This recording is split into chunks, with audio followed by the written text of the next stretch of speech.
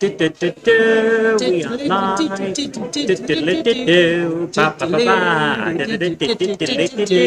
Copyright Hello and match. It's what a copyright match because everybody knows. Anyway, welcome to Settle Modern Rail Festival. I'm looking at it and think, why am I looking to one side? It's because the camera's there. in a different place. So it could be you. And we've got the pointy stick, we've got the toaster twins as well. And we've just met, there's quite a few Monday clubbers here, so great to chat. We've been given some chocolates. Gandalf, you don't like chocolate, do you? Gandalf's not here. Yay! Gandalf's chocolate. Guarding the biscuits. Guarding the biscuit barrel. He's got one of those baby sticks, but he's got the biscuit barrel in, so he can carry it around the house. So we've got House Holt, Sarah Davis, Samuel Ives. Oh my word! Samuel Ives says, "Hi everyone, stuck on A1, road is closed, on our way to IKEA." Why you go? This is the thing. IKEA is purgatory. Well, yeah. You go in through the exit. What's wrong? Are we getting an echo? Well, that's what I'm getting told from the chat, so I'm going to have a look.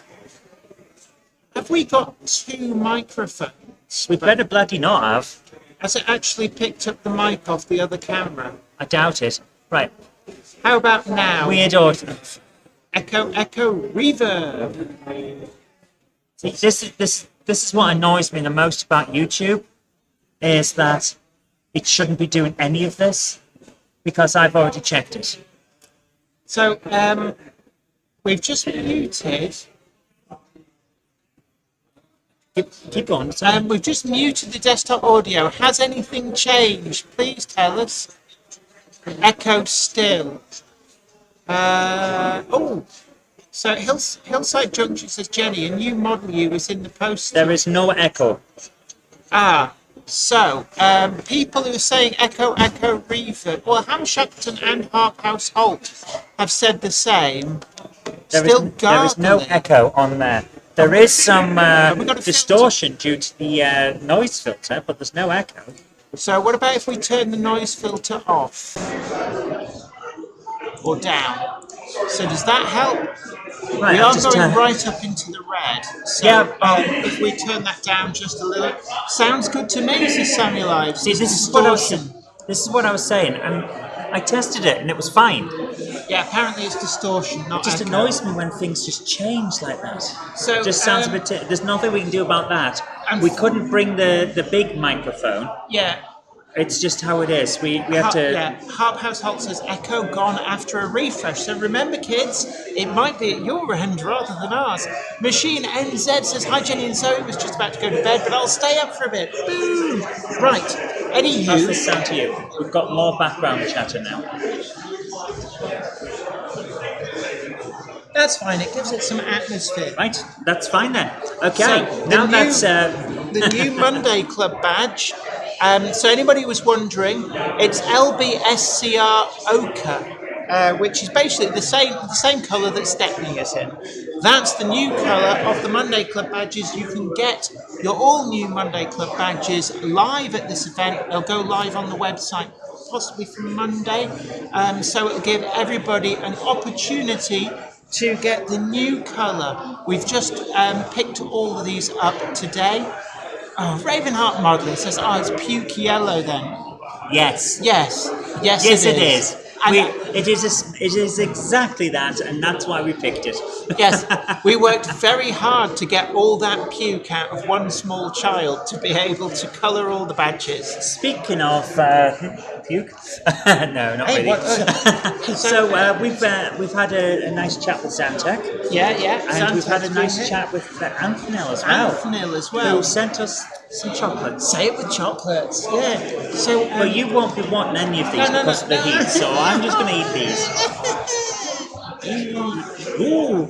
So, Jenny likes her chocolates almost as much as she likes her Gronks. Isn't that right, Topsy and Gronksy? Yes. So we brought the toaster twins, Topsy and Gronksy.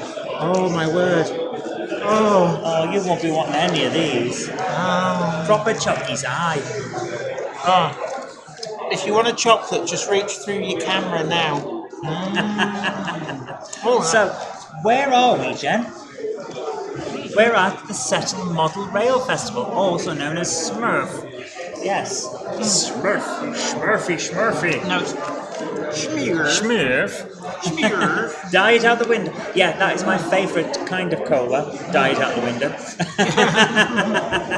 So there we are. So, shall we show them an overview? Let's have a look at what's going on in the place. Let's see what's through the square window. So there we are. That's the balcony view. So you're looking at over there. Now, retailers that we have got here at Schmeer, which is the Settle Model Rail Festival. We've got TMC that you'll see down there on the left. Howard, Andy, and another gentleman from TMC are here. They have got brand new items. There's a lot of special commissions. Have some really great deals on the G5. So the G5, £107.99. Some of the examples. You can't be robbed for that. You can, but you won't be. But wait, there's more. If you've got your Monday Club badge, TMC do give a discount to Monday Club badge wearers for in-person sales. Now, also, over to the right, just off scene, there's Rails of Sheffield, and they also give Monday Club badge discounts, so you can also find them over there. But wait, there's more. We've also got West Hill Wagon Works underneath the balcony, so underneath us, and they also are part of the Monday Club badge scheme. But wait, there's even more. We've got Ellis Clark Trains, Clark Railworks are here as well with some of their special commissions, so you can pick up quad art set to match with your Acura scale buck jumper, which would be a great match made in heaven. But they've also got production samples. That's right, production samples of the demountable tanks. These are apparently in transit to the UK from the factory, so can't be that long before they are available to be in your sweaty hands. And they will be sweaty because it's very, very humid. You can also see the pre-production samples of the press twin silos as well. So, Smearth Head, also known as Crichton, says Sarah Davis. Yeah, it's like Smearth. Retro Ramble says, any layouts or is it all sellers? Right. See that big black thing in the middle of the screen? That's a layout. So there's 2 layouts here in the hall, plus there's other venues dotted around Settle as well. So there are a number of different layouts, and it's completely free. There's no entrance fee. Just get yourself up to Settle. There's plenty of refreshments going on. You do have to pay for the refreshments, mind. But definitely there's a lot to see, a lot going on. A lot of retailers, and there's also a lot of layouts. So the big black box in the middle of your screen, that's another layout. There's one up on the stage. 3B Rail, great to see you, hope you're well. House Holt says, you sound like a JML advert, Jenny. Yes, the super Swedish suck-grip mob. But wait, there's more. Is that what they actually say? Yeah. But before we go any further, we do need to do a message from our sponsor. Is this a brief moment whilst we can stuff chocolates in our face? Yes. Yay! The Monday Club is proudly sponsored by TMC, the Model Centre. Check them out at themodelcentre.com. The website features extensive stocks of new models as well as selective pre-owned items where you can track down that bargain you've always wanted. Pre-order with confidence all of the forthcoming models from all the manufacturers. TMC also offer a renumbering and renaming service so you can get the exact identity of locomotive that you want. Why not also check out their value weathering, or go for something incredibly special with their bespoke service where you can choose from a more extensive weathered look right through to custom graffiti either off the peg or to a design of your choice. Check out TMC today at themodelcentre.com and start your model journey.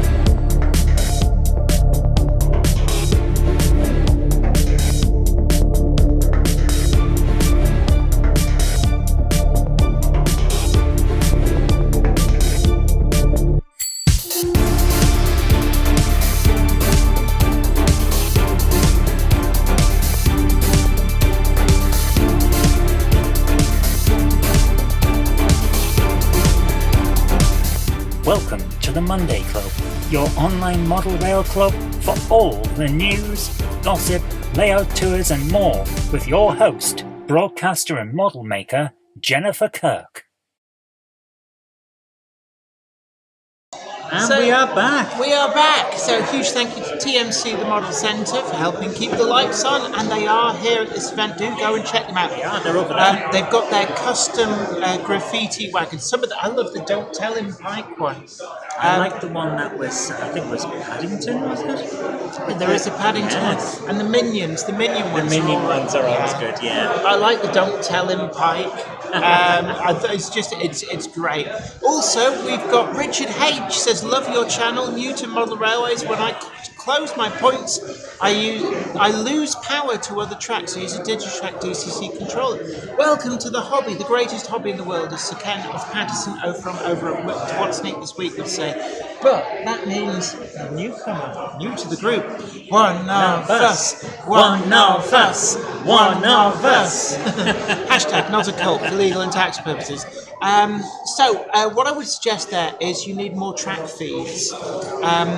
I think a common issue is if you're reliant on the point blades to transfer power further on down the track. What you need is more power droppers from elsewhere on your layout. That's what I would suggest. It's good practice for reliability as well. Because you're not then reliant on the point blades to transmit the power. But that's what I would say you need to check. Nigel Colt, no, it's not Monday, so nobody is late. Is it not Monday? My goodness. No, we are back on Monday. Richard Swiderski says, hi Jenny and Zoe, have a great time, cannot stay now, out now, we'll catch up later. Great to see you. We've also got Lord Allen in. So Dragon Junction Mark II says, popping in to say, hi Jenny and Zoe, have a good day. Good day, my lad. And don't forget as well, if you're down here, do come up to the balcony and you can get your new colour Monday Club badge. It's London, Brighton and South Coast Railway ochre. Not, as someone said, vomit yellow. It's not vomit yellow. Although it was quite a challenge to get enough vomit out of that small child to colour all the badges. I told you needed to squeeze more of them. Squeeze them, squeeze. I squish you. I squish you. I'm going to squish you. Oh, Jordan Hunter, don't worry. Jen's already been shopping. Oh yeah, pass over. Right, just to let people know, coming up on today's stream, in about 15 minutes, we're going to have Jack Morgan from Rails of Sheffield. We'll be on for a chat, and we're hoping to get Howard from TMC on a little bit later on, and Richard Brighton from DCC Concepts. Ah, the bright one. Yes, Sir Richard of Brighton. So, I got this from Rails of Sheffield, who got selected pre-owned here with them. So there you are, Class 57XX. This is a former Model Zone exclusive, and it is 32-210Y, and this is a weathered NCB green locomotive. I have been looking for this for a very long time. Didn't you mention this on Monday Club last week? I've mentioned it over and over again. I do wonder, actually, did Rails specifically bring it because they knew I was looking for it? It's like, we get a sale there. Yeah, add that one to the chest.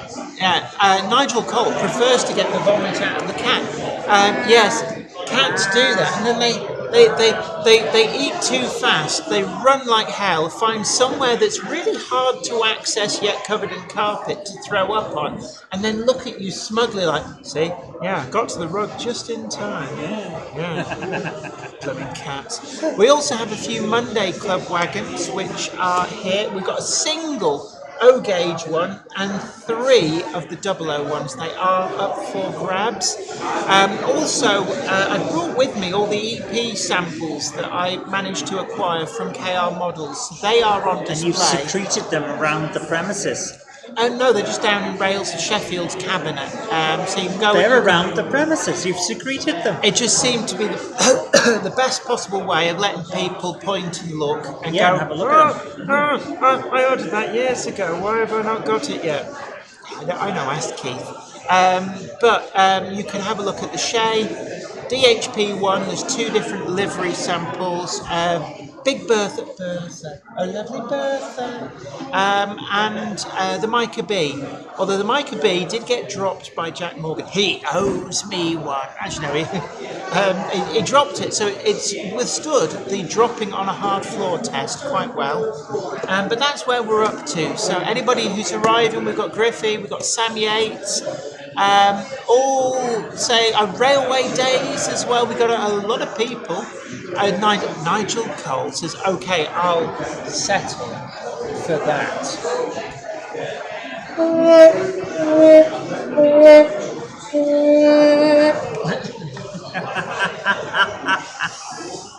Okay, right. Anyway, we have reached a level. We have found it and reached it. Ravenheart Modelling says, "Secretions, the new fragrance from Jenny Kirk." Ooh, That's like that joke that was on Monday Club one time. What, inspired by what? But the new fragrance from Wong. I'll be honest, I'd rather have a fragrance out called Inspired than Secretions. Is that the next Monday Club exclusive? What? Some kind of scent. Yeah, emission. Yeah, actually, you'd call it that. Some kind of scent by Cupboard Monkey Brands. We fling it at you in handfuls. Hello to Sam Yates, who suggests ooze. Ooze. Ooze, the new substance from Jenny. Ooze. It's probably not good for you, but it feels all right. Yeah, so my top it's so hot. Is your top falling down and therefore getting us extra views? Oh, I'm sorry. Am I showing a bit of leg and boob? Oh, can I have that? Apparently you can. Thank you, Anthony. Craig's Vapors. The vapors from Craig.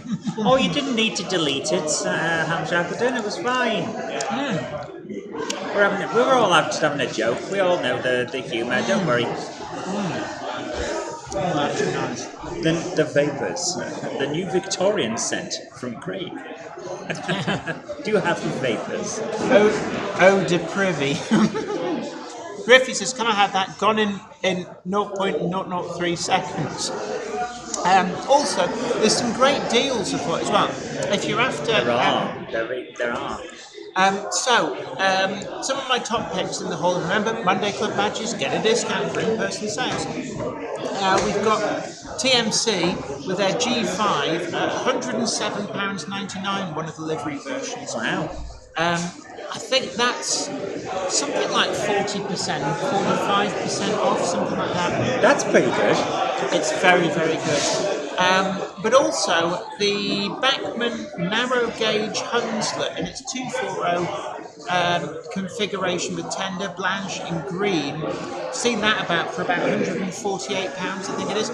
Laura Peter says, "I'm sorry, I do apologise. I need to take her out to get some wood." Hey! Yeah. Oh, matron.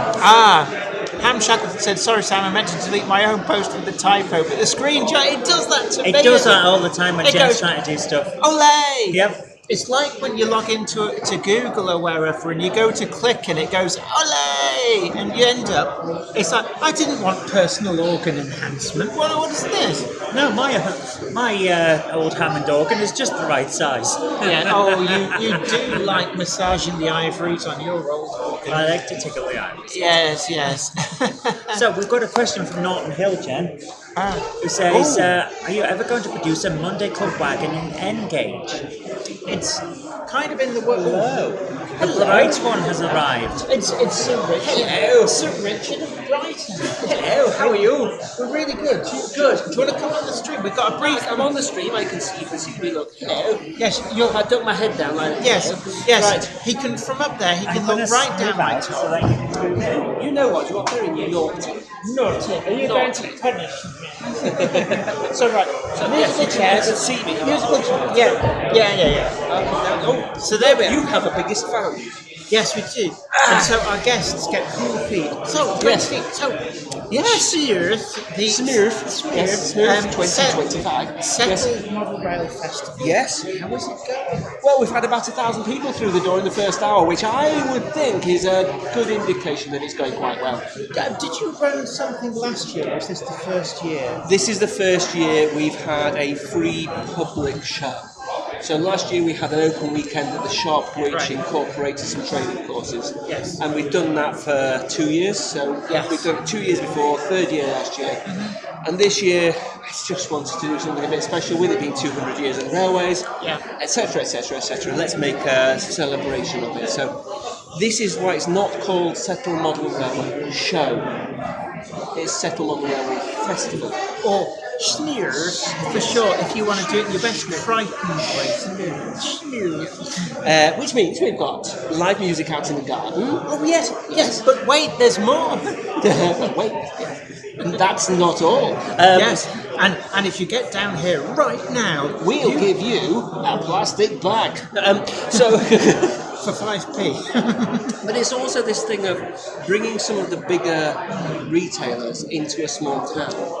This is something that people in Settle, in North Yorkshire, don't get necessarily to see. To come and see Rails, Western Lightworks, Ellis Clark, TMC, etc. But also to see the big show layouts like Dead Man's Lane, like Camelot down on the other side, so there's good quality layouts for inspiration. There's good dealers here to support the hobby. And it's actually, Rails doesn't normally do shows anymore. Can I just say, I don't know what you did, but you managed to get Rails out of retirement to do a show. They're there. It's a show. They are there. They are there, right there. I can see them from here. So yes, we got it. Yes. Yes, I can point at them.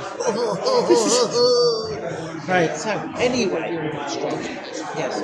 But wait, there's more. There's more.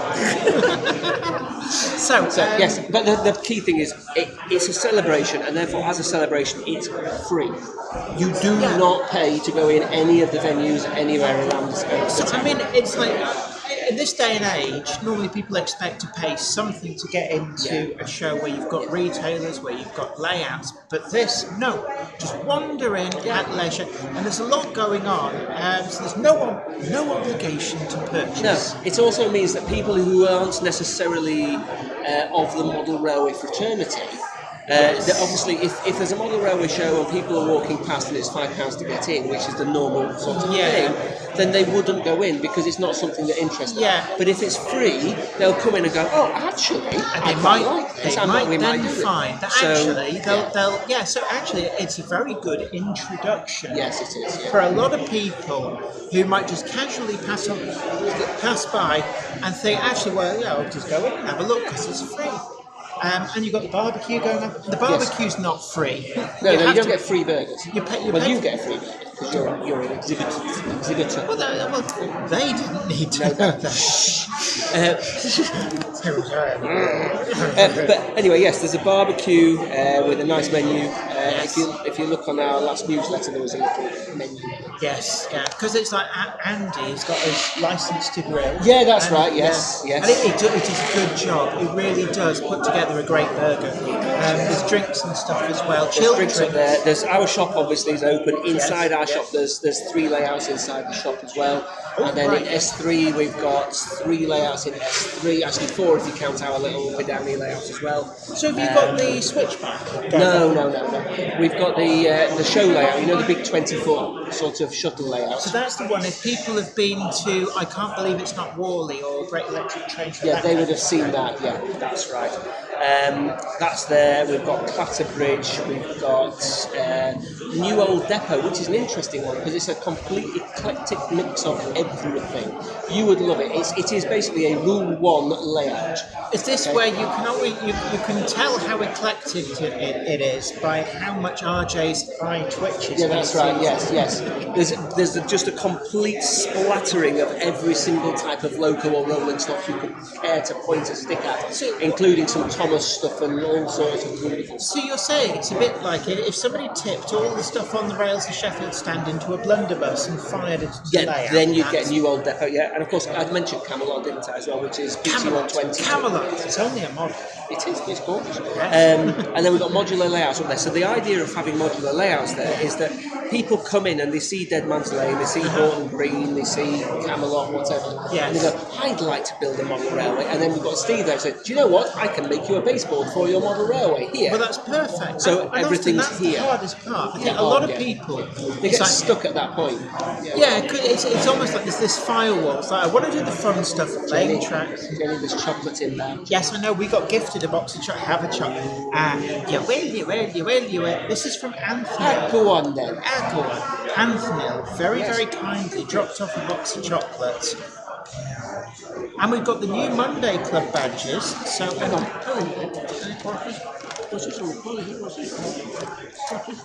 I was going to offer you a can of... No. Is this... No. Stop it. Can you just tap down this sticker off? No, stop it. Stop it. Oh, look, it's all sticky. No. So yeah, look, you can see for yourself down there. It's gone really well. The feeling's really good. People are happy. Actually, I mean, the crowd's coming through. I mean, I must admit, I talked with TMC a few days ago, and they said, it'll be great, but we're not expecting a lot of sales or anything. But it'll be, if we get 2 or 3 sales, it'll be fine. But they're actually doing a roaring trade. They are. The till hasn't stopped down there. In fact, I happen to know that. There you go. I happen to We know always that, give our guests a Monday. that Alex has been. He's away because it's a wedding, so he's not here. But he's been looking on the computer and he's already rung and said, "Are these figures right?" Yeah. Are you just playing with the card machine, or is that people really spending? So and then they're saying, "Yeah, no, that's all." Yes. So you have your new. Are we calling this ochre? What are we calling? What colour are we calling this? It's London Brighton South Coast Railway Stroudley Improved Engine Green, which is actually just ochre. Yes, it's ochre, isn't it? Yes. And It looks very classy with the gold, doesn't it? Yeah, ochre is just a fancy name for brown. like Yellow. it's like a browny yellow. Imagine a very light brown that's got a lot of yellow. Will your camera focus if I do that? Not when you hold it really close. It just.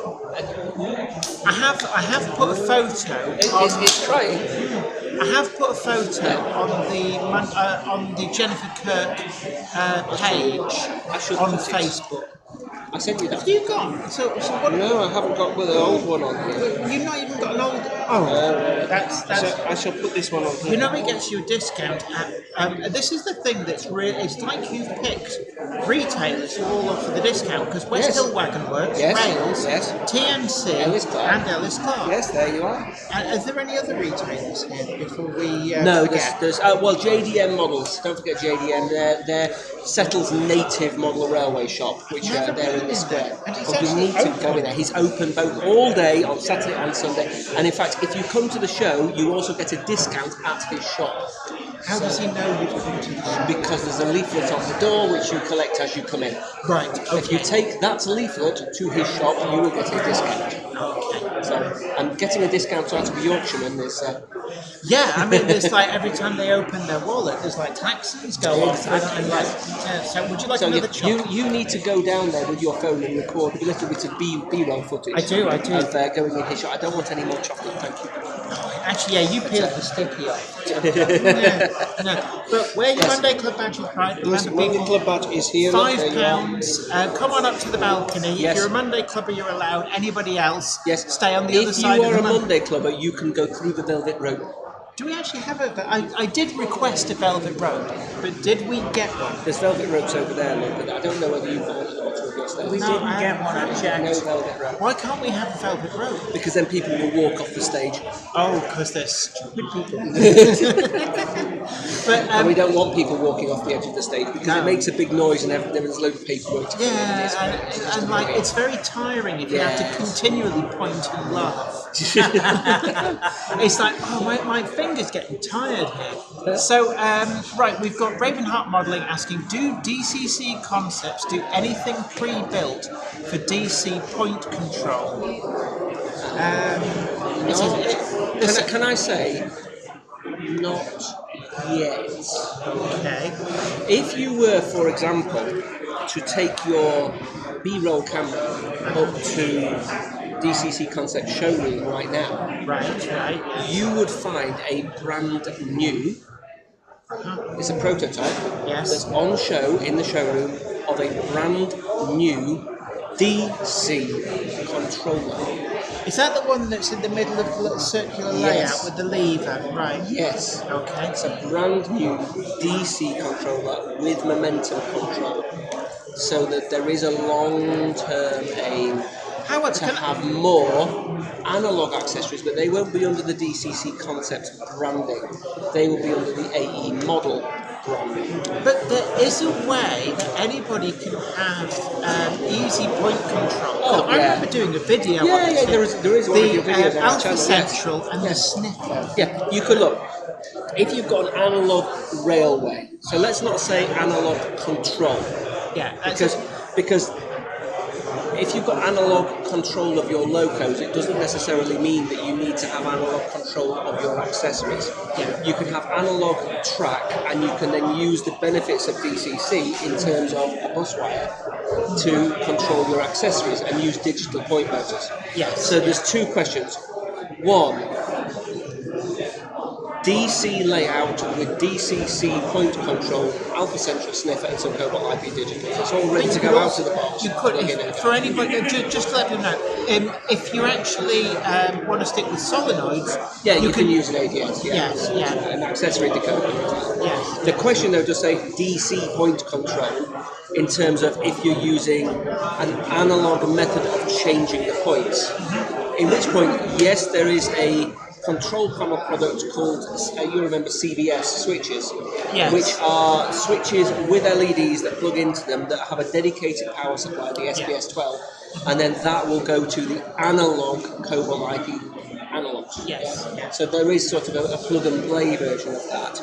If, however, you want something like Alpha Central, but for analog, so a pre-built control module that you just press a button and a solenoid changes, that would need, for example, to have like a button bank with capacitor discharge units inside it, and then wires going from that to each solenoid, right? So it's basically a pre-built control module. Then that is something that we want to do. Obviously, we just need to go down the development route. And as we've only really just started on that sort of analog control journey, that'll take a little bit of time to get there. But the first step on that journey is to create a really nice, smooth DC controller, which is what that is. If you get a chance to have a little play with the speed control, it is beautiful. Really. Yeah, I did see Craig was playing because he's got his little Ruston, Yes. which can be a very small locomotives, probably most susceptible to stuttering, and especially as you get to slower speeds. super smart. And of course it's DC, so there's no stay alive magic going on. It's just purely down to the controller, and that worked really, really well. But look, I'm going to have to Yes, because kick you out you've got to. because we've got kicked out. our next victim, guest, ready to go. So thank you so much for popping up. You're very welcome. And present. Oh, it's all right. I've got plenty. Goodbye. Goodbye. So that was Richard Brighton from DCC Concepts. And as soon as the seat comes vacant, then mysteriously it fills once more. Look at this! So It's almost like it was planned, eh? Yeah. So we've got Jack Morgan from Rails in Sheffield has popped up to the booth so we can have a quick chat about lots of things upcoming. But it's always a pleasure to talk. I think we've done bits and bobs together since the days of patents. Yeah, it's been quite a while now. It has, yeah. I think I've been in the industry about 8 years or something, so we're yeah. we're going back a ways now, aren't we? So. Yes, yeah. I remember you fresh-faced in patents. And now look where I So it's great to see you, and you're here today with Rails. But this is the first time that Rails has been out to a show with a stand selling models for quite some time. I think so. I think it's probably since pre-COVID, since we last did a sales stand sort of thing. Maybe one or two afterwards. But I mean, I can remember going, I think it was the Wally show, that's how long ago it was the last time. And it used to be that feeding frenzy with all the second-hand stuff, which is a lot of work. I can completely understand why why they stopped doing it. But how's it been this morning? It's been phenomenal so far, to be honest with you. Obviously, we're quite glad to go up and support our friends at BCC Concepts and be part of the first ever Settle Model Show. So we wanted to kind of come along and do a bit, but we've been really amazed, to be honest, by how many people have turned up and quite a lot of stuff getting sold. We've got some fantastic deals down there on our pre-owned stuff with some hot prices that you won't see anywhere else. So I just telling people, I bought this early doors, and it's like, what's that? So that's $89.50 on there. That's actually a really competitive price. What was originally back in the day a Model Zone special commission. People on my channel know I've been looking for this model for years. The Model Zone commissions can be really hard to find, like anything they do. And I like, so especially the RTC stuff. But that's where second-hand, if you've got second-hand specialists such as yourselves, that's the best place to go looking for the ones that got away. Exactly. But it's not just second-hand, of course. I think the big news last week, you announced through Sonic Models, so this is exclusive to Rails, am I right in thinking? That is correct. The D34 Glen. Yes. Which I have to say, there's quite a few different locomotives that you always sit there thinking, why has nobody done that before? And the D34 Glen is one of those locomotives, and now it's being done. So, what's been the reaction to the announcement of the D34? I was just talking about it to another customer downstairs before, and we've honestly been amazed by the level of interest around it. I mean, like you say, it's one of those where people are going, how was this never made previously already? Yeah. And it obviously completes that Scottish rail tour. I think it's a trio of locomotives. I think, there's also, is it the D440 Gordon Highlander, that's it, yeah. I think that's the last, that's like the Holy Trinity. Yeah. So I was waiting for the Twitch, like, what does she know? Who's doing that? But no, it's been like on pre-sale so far. It's been absolutely tremendous seller, to be honest. And obviously, we're only at CAD stage at the moment, so we're very excited to share engineers. It's very early, but I think Scottish modelers, whenever something gets announced, there's always Scottish modelers going, why is there nothing for us? And now there is. I mean, they're inundated nowadays, really. I mean, we've obviously got another batch of the Caledonian 812s coming through. Yes. There's Rapido doing the Sterling single, the Caledonian single, which we're doing an exclusive on as well. Yes. So this really is like a lot to go for. Plus the Rapido Evolution coaches, of course, which is perfect because they did Highland Railway, the North British Railway, and they do Great North of Scotland. I'm not sure in the first. They're doing Caledonian Highland and North British, and obviously the North British ones are exclusive to us and Rails. Right. So then they're perfect to go with the clan as well. So we've got the logo and the matching coaches to go with it. Was that part of the thought then when those were being announced? Actually, presumably there's like a grand plan for the products. It was one of those where like we knew it was going to happen from someone eventually. So it was like, well, the coaches will be ready there waiting, and it just needs a logo to pull it, and now they will be. So everything's all matching up together. It's something, to be honest, as an industry, it's been a bit of a fault over the years that quite often people will release coaches with no logo to pull it, or they'll release a logo with nothing to go with it. Yes. And I think we're kind of starting to learn now that we need to release things at the same time so that people can build a train. Yeah. So obviously, what we've done with like Rapido and Sonic, we've got a nice little range of stuff that we can all put together. So it's going in the right direction with that sort of thing. Well, you just need it's like a North British brake fan as well, and then because that was always my argument, and I've spent 10 years trying to get manufacturers to produce pre-grouping guards fans because we got the pretty locomotives coming through. We've got lots of the fancy private owner wagons. It's been around for years and years, but there's nothing. We need a break. The other end. So it's really great to see that a lot of these are coming through, and certainly like with the coaching stock as well. And we've had the London and North Western Railway 50-foot art wheels, which you've got. When I was down there, there's a full set down there. It was actually quite a competitive price. I think it's $79.50. It's actually one of the best prices I've seen for the London and North Western Railway coaches. Now, anybody who's not yet seen them in the flesh, they are exquisite. Oh, they're really lovely. Really, Especially really in nice. that livery as well. Yeah, The claret. it's definitely the ones to get. But you're holding here, this is another one of the exclusives. So this is the observation coach. If you'd like to have a hold, this is the GWR Q13 inspection saloon. This particular one is... That's a lot of weight. They're really heavy. It's almost like a locomotive, to be honest. So, obviously, the whole range of these is the Dapol Black Label range, which is exclusive to us at Rails. And this particular example is a Railway Icons release, so it's one that we're doing in tandem with our friends at the National Railway Museum and Locomotion Models. So will they have dedicated liveries and you have other dedicated liveries? So we've got, it's all available at Rails of Sheffield, and then this one particular livery, which is the Railway Icons one, that's us and Locomotion at the same time. So you can purchase it from your retailer of choice. But I think that's in the preserved condition, that one. I'm just blown away actually by the weight. It has to be felt to be believed. I mean, We can't show that on camera, yeah. but it's... I mean, just to put it in perspective, like what you were saying, it's like holding a locomotive. It is that kind of weight. It is a fully die-cast chassis on it, which is where most of that weight comes from. Absolutely, and I noticed as well. We've got 4. Is that 4 or 5? 1, 2, 3, 4 dip switches on the bottom. So this comes with presumably separately switchable lighting. It does, yes. And it's DCC operable as well. So you've got full saloon lighting on there. There's a tail lamp on one end, which is operable to original lighting as well. Right, yeah. And I believe there's some functionality with you can do different things with the interior lighting in there as well. Right. So it's shaping up to be a cracking model. And the thing that I always like to point out is just the sheer level of detail on the interior. So you've got all the... So it's probably going to be quite difficult to show on camera, really, but we've got separate chairs in there, which have all got the They've actually got floral effect on the seating. Separate tables. You've got toilet facilities in there with a frosted window on the other side for the bargain.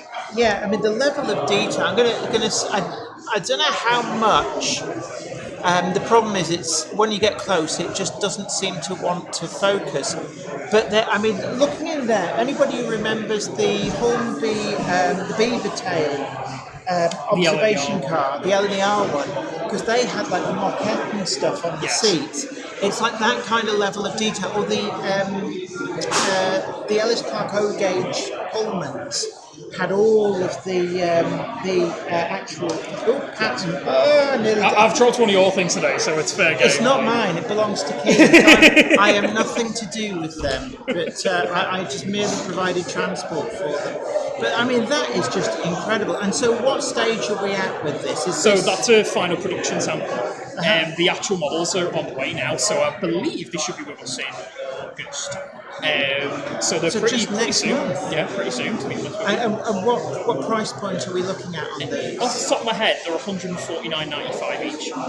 Obviously, like I say, it's part of the Dapol Black Label range, so it's one of those where every possible feature we could possibly throw into it. Yeah, I mean, I'm looking at this. It's almost overwhelming the amount of detail. And when you look underneath the brake rigging, it's like I pity the person who had to fit all that. There's so much detail. It's something else, isn't it? And you've got like a separately fitted gong on the ends, the wipers, the tail lamp, all that sort of stuff. And it's one of those where, because obviously, you can run that with a single locomotive and you've got an entire train there. So it's, they are perfect for that kind of job. When you're pairing it up with a nice high detail locomotive, you want a super detailed observation saloon to go with it as well, don't you? So it's, we're really excited about this one, so I'm glad to be getting that. I mean, that is really, really nice. And so what livery versions are you doing of it? There's quite a few, to be honest, and if you're at Settle today, we've got most of them in the cabinet to come and have a look so at. they're all in the cabinet? Yeah, quite a lot to come and see, and obviously all the production samples you give you on our website at railsandsheffield.com as well. But we're doing everything from early days of GWR liveries with the Twin Cities crest and stuff like that. There's a BR Blue Grey one, there's a ScotRail one, because it really got around these vehicles. So it lasted late enough to get some of the sort of sectorisation ones. Yeah, and then there's there's an intercity one as well, and then obviously this is the preserved one as it is today, which is for railway icons. So quite a nice range there. Whichever era you're doing, there's probably one for you there. Perfect. And then, of course, we can't forget you're actually doing another run of the Class 28s, the Metro Vic. Yes. Which were original. I mean, you've kind of seen these through all of the build because you were there at Hatton's when they were first developed. Yeah. But because I think there was only one run of them, and I think there was, and then it just kind of disappeared. They sold out. Some of the liveries were like that, gone. And they commanded very high prices on the likes of eBay. Yes. So you're actually bringing another run of these to market because the tooling, it was done by Hellion, but it was exclusive to Hatton's.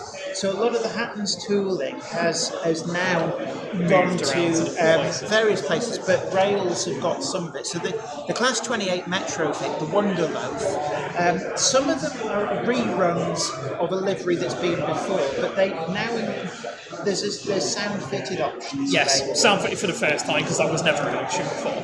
Yes. And I think there's going to be a few little tweaks under the hood, like changes with obviously bring it up to date with better motors. And yes. I think there's tweaks to the lighting on the other I bits think and the bobs. light. I'm trying to remember whether it even had lighting originally. Yeah, I can't remember myself. To be honest, I think it might have done, but I think there's definitely been some modernisation. If it had lighting, it was like very basic level stuff.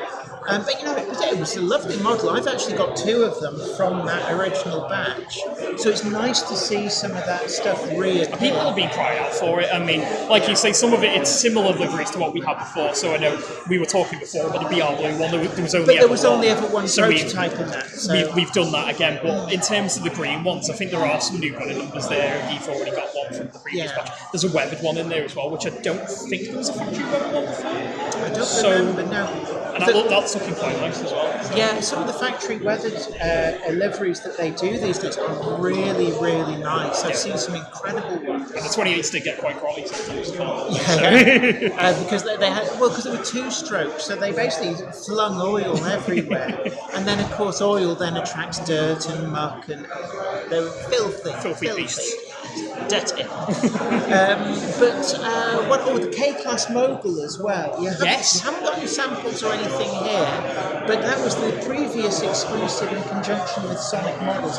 How is that coming on? Because the K-Class is a prototype. I remember every year when the likes of Bachman or Hornby were going to make the big announcement. When is he going to do it?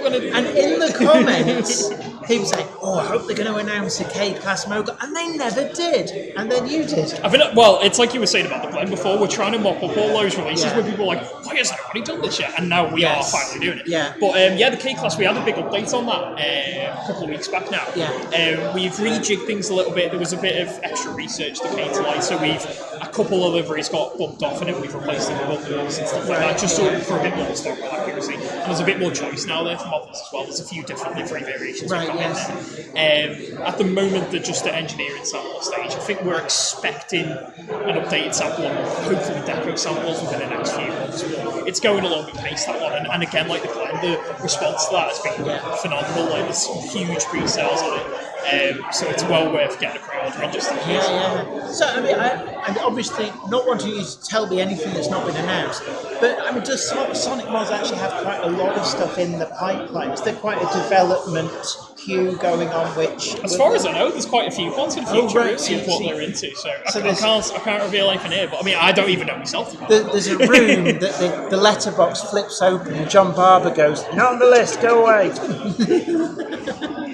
I think I've got quite a few plans for the future. I mean, obviously the range is doing quite well, and obviously we're the exclusive partner for shipments. But whenever they come to us with an idea and go, "What do you reckon to this one?" and we go green light it, let's go, lads. So how much involvement does Rails have, or is it very much a case that Sonic leads the way and you're kind of just the partner for the retailer? With Sonic, we generally tend to kind of leave it up to those guys. But I mean, if they need.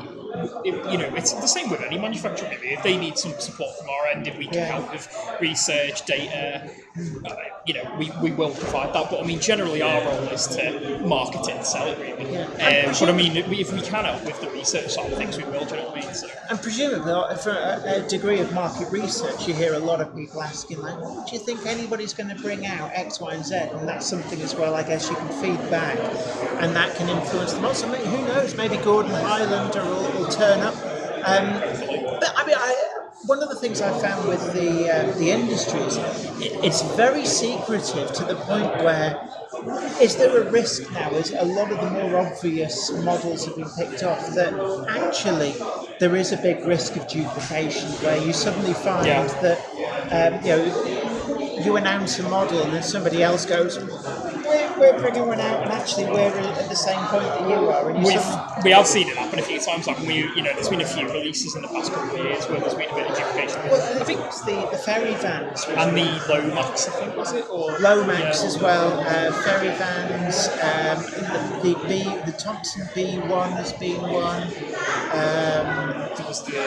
There's been a few, hasn't there? But I mean, I think everyone's getting. I think certain manufacturers were getting better at kind of talking to each other and making sure these things don't happen. And I mean, when people catch, generally when people catch wind of someone's looking at that, they don't go for it, sort of thing. And I mean, our position in industry is kind of, we're here to sell, but we're not here to get kind of too involved in that side of things, really. So I mean, we're kind of, we're everyone's secret keeper and everyone's seller, I suppose. But I find actually a lot of the manufacturers do keep things incredibly close to their chest, such that even retailers don't necessarily find out about a model. Sometimes we know when you guys do, really, with some releases. So. Yeah, same here. I mean, I consider it plenty of advance warning if they actually send me the press release the night before, and it's like, oh, I'm on the list. But yeah, I mean, I guess from a retailer's point of view, you've got to list all these on your website for people to order.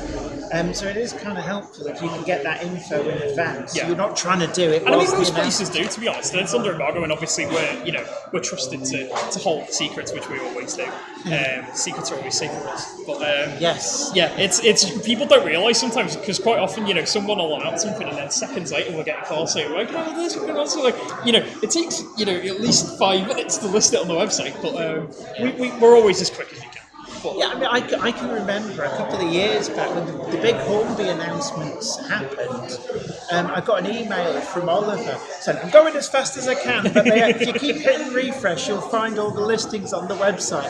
And he was actually literally, as physically they were announcing, he was putting them onto the website. I've been there, done that myself. But you've obviously you started out at Hattons and you did a lot of media stuff with Hattons. Yes. Have you tried to continue a lot of that with your work at Rails? Pretty much, to be honest. It's a very similar role to what I was doing at Hattons. I kind of just pick myself up and put myself down again. But I mean, ironically, considering I'm working from home. But I say living the dream. I'm the other side of the border, but I'm not. So. But I mean, do you think that the industry, insofar as the way that stuff is communicated, has changed a lot? I'd say so, to be honest. In the past few years, especially like some of the, I'd like to say newer manufacturers, don't like to say, but they're quite established now, like the likes of Rapido. The particularly communications are incredible. Like the colour renders for every single livery that they do are just a godsend for a marketer like me. Yes. We get loads of prototype history. If it's not something I'm mega clued up on, I've got full history there to promote to people. And the other manufacturers too are really good at providing nice content and good information, and it's useful for me as a marketer, for you guys as influencers as well. Yeah. It's and we're all here to celebrate modern railways and get it out to more people, aren't we? So it's absolutely the more we content do we can get, the better. We love the hobby, and that's one of the great things about this industry is pretty much everybody has a passion for the industry. It's not like when you work in other industries where it's like, actually, I'm just here for the money. Yeah. In the model rail industry, I don't think there's anyone here who's a job's worth, is it? It's like we're all here for the. We're here because we love the hobby. Yeah. And it's great to see. Great to see the passion. But how important do you find social media now in terms of having that social media presence? It's as important as it's ever been, to be honest. It's the easiest place people can leave their opinions, good or bad. And obviously, getting in touch with the likes of us as retailers, we're getting Facebook messages and comments all day, every day. Really love, when's this coming out, when's this doing, and it's such an easy way to kind of have that one-on-one discourse with customers. But I mean, it's such an important, like, you probably see if you do follow us on Facebook, the amount of stuff we're putting out every day. it's a really good way to show just how busy the industry is, and to kind of show to people like, you get all these doom and gloom stories in the press all the time of like, oh, model railways are dying, it's the death of the hobby, and it's like, you've been saying that for 30 years, mate, and it hasn't happened yet. So we're doing something. Gloom. And I remember when the first locomotive, the RRP, went past £100, and I can remember then people going, oh, nobody will pay more than £100 for a locomotive. So I got news for you. Some locos are like up to the £400 mark easy. And people are still happy to. And people, I mean, things like the Bachmann 08 Shunter, a lot of the retailers I'm talking to are actually saying that they're becoming sold out. A lot of the liveries and options are now sold out. Most to pre-order. I'll be honest, most stuff does from most manufacturers, like especially Acura, Skelton, Capino, Batman, anyone. Like when we say in emails, like I know it's becoming a bit of a kind of always saying it like order now, avoid being disappointed. Pre-order, you literally have to. I keep saying it because you do, because it sells out. we visited Rapido a few weeks ago, and it was just at the point that the E1 had gone out to retailers, and he showed us in their warehouse, and it was just like all this racking was empty. It was like most of the warehouse was completely bare, and it's like, why are you showing lovely shelving, but why are you showing us this? Because he said, well, yesterday it was absolutely full of E1s, and the orders have been so strong. This is all that's left, and there's just like a little pile in the corner, and it's quite literally, you snooze, you lose, and it always cracks me up when you see people like, oh, it's too expensive, I'll wait for the fire sale, and it's like, I'm sorry, but that ain't gonna happen. And the Bachmann 08 is a case in point where people go, oh, they're too expensive, I'll wait for the fire sale. And actually, they are becoming sold out to pre-order. They're proving incredibly popular even at the price that they're at. And it's like, from us as a retailer, we always try and order enough to have some stock available when it does come in. But sometimes, there's order quantity limits that we have to abide by and stuff like that. So we literally take as much as we can get. But in some cases, it will sell and pre-order, and it's just, it is what it is, unfortunately. I suppose because from the manufacturer's point of view, they have to commit to a production run size quite a bit in advance, and it's like you're damned if you do, damned if you don't. If you order too much, you then end up with a fire sale, and people go, oh, nobody's buying it, doom and gloom, end of the hobby, sort of nonsense. Or you don't order enough and it sells out, and you see them going on eBay for like 4, 5, 6 times the price. People go, oh, you're just playing into the hands of the gougers. And it's like, actually, if it was really easy to order the right amount, they would. I think a good case in point is Helgen recently put out an update on the Class 104 DMUs that are coming out. Oh, yes. And obviously for years, we've been told, DMUs and EMUs, you can't sell them, they're too expensive. We keep telling them they won't sell. And Helgen have told us, pretty much they're due to sell out at Helgen now. Yeah. So we're kind of putting our final orders in, and it's kind of, they're not going to hang around for long either. And it's even, with a product like that where historically we've been told, DMUs, EMUs, they never sell. Yeah, they're too expensive. Even they're selling out. We were talking earlier about the KR models for DD, and no matter what you think about KR models, the fact of the matter is they're sold out everywhere. Yeah, we've got one left. Yeah. So it's like even if somebody comes and goes, I have loads of money, I have English pounds. I'd very much like to take it, but I'm sorry, but there are none. Yeah. And I think he's sold out as well. It's and it's, you look at it and you think, everybody says EMUs won't sell, and yet there you are, sold out to pre-order. Because I know the infamous one that kind of generated that was the Backward 350 one, because they had to sell them quite cheap. But then they've done another run of them recently, and they've done quite well. And I think it's just changes in what people are looking for, and as those sort of EMU, people have gotten older who, I mean, I'm 31 and I've my entire life I've grown up with DMUs and EMUs. 31? Younglings. I killed it. God, you must have only been in your early 20s when you were at I was a wee young whippersnapper early in my career. Oh, dear. Yeah, and I'm a jaded old man. Richard Davies lured you into the back of his windowless panel van with, oh, I got model trains. What's lying?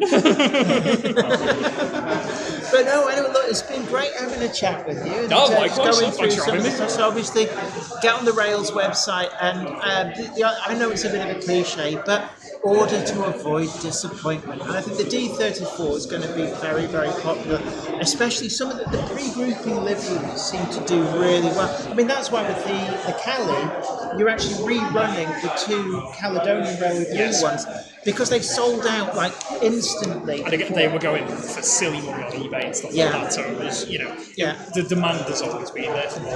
Absolutely. So it's really great to see those coming through. And really looking forward to the D34 K-Class Mogul. And so I will make my sales pitch. Have you thought about doing a J92 crane tank? J92 crane Z-Class, the Z-Class hump shunt. Oh, the SR one, the big chunky the cars. 080. Yeah, they're massive things, aren't they? To be honest, you're not the only person who's asked me for that. I've got at least 3 people who've asked me for that before that I know. I've got a good mate who's always asking me, when you're doing my Z-Class for me. So, I think who knows? Because there's a few liveries you can do with it, isn't there? They got into BR colours, didn't they? Oh yeah, because one of them was nearly preserved. Apparently, when it was withdrawn, it was set to one side, but the Bluebell Railway couldn't raise the money in time to buy it. So one nearly got. That's the story I've heard. But it's just the Z-Class Hump Shunter is one of those locos that, a bit like the K-Class Mogul, every time you're waiting for either the Bachmann announcements to drop or the Hornby announcements to drop, everybody goes, "Oh, will it be a Z-Class this year?" And it's just one of those that you think, it's got to be done at some point. I think someone will do it eventually, to be honest. If not, someone will. But is there a risk that it becomes like a Mexican stand-up because you think somebody else must be doing it? We put all this, and then no one does it because everyone all I know what you mean. Yeah. I mean, it's like I say, I've had several people ask for that themselves, and I've always thought it would be an interesting project to do, and the crane tank, like you say, as well. But I mean, just keep your eyes peeled. I suppose. The S1, which was the Great Central hump shunter, because again they've got pre-grouping liveries, all the LNER liveries and BR liveries as well. So there's quite a lot going on with those. I think people just really like it. Everyone wants something a bit different and a bit Quirky. Colourful and something a bit weird these days. So I've noticed because you've got in the cabinet, and amongst all the samples, you've actually got the KR model's Big Bertha in BR livery. And I've noticed nice job with that. hand painted by me. So don't lose your head over it. It's just me and a tin of Tamiya. But no, it's actually attracted a lot of interest. I've seen people pointing and photographing it, and it's like you said, quirky is a really good seller. I think people are just, it's been years and years and years of the same old kind of, standard BR era stuff and transitional era and stuff like that. And I think people are just looking for something new to do. I mean, obviously, I think it all started with the explosion in industrial little shunters back in 2016, 2017 sort of time. Yeah, there was the Peckett. The W4 Peckett, I think was probably the genesis of that. Was that the first of the wave of that sort of stuff? Because it was the Andrew Barclay that Hattons did. The P-Class. Yeah. And well, the P-Class was the South East and Chatham Railway. But there was industrial variants of it. But I mean, small shunters and all that sort of stuff. It really came But to it was know, locomotives that only ever were industrial shunters. So Hornby did the Sentinel diesel as well. Yes, 040 and the 06. Yeah, and it kind of then we got the Rapido 16-inch Hunslet as well. One of the things actually, I thought the first time we met at Hattons joked about this because there was the advert in the old copy of Railway Modeller with the Hattons advert, and it had a little small tiny box of 009 items, and underneath in capital letters it said, "This is all the 009 we've got." And I always pictured Norman Hatton in his blue shop coat screaming from the back saying, "I keep telling them there's no demand for it." But actually, when the manufacturers tested the water, it turned out there was demand for it. Honestly, anyone comes to me and says, "Do you reckon we should have a go at this?" And I go, "Yep, just do it." Because it will sell. Because the beauty of 009 is you can kind of do a bit of anything goes, can't you, really? I mean, if you want to, everyone just wants a nice bit of colour and, different nice theme locos running together and stuff like that. You can do whatever Look at Ivor the engine from Rapido. And genius, man. Yeah, I mean, the thing about that is they keep increasing the order number and they still sell out. Yeah. It's probably going to be one of the most popular releases of all time. And it's completely fictitious. It's based on a 2D cartoon. And it's like it just shows actually that the fun is still there. Yeah. You know, people joke about the rivet counters and the fun police, but actually, most people still do this hobby to have fun. And I'm all here for that. If you, it's like exactly what you just said there. At the end of the day, it's a hobby. You're supposed to be doing it to have fun. So whatever you want to do with it, do it. yeah. So if you're not enjoying yourself, you're doing something wrong. But look, thank you so much for having a chat. I'd like Oh, to present thank you the all-new LBSCR Improved Engine Green. It's brown.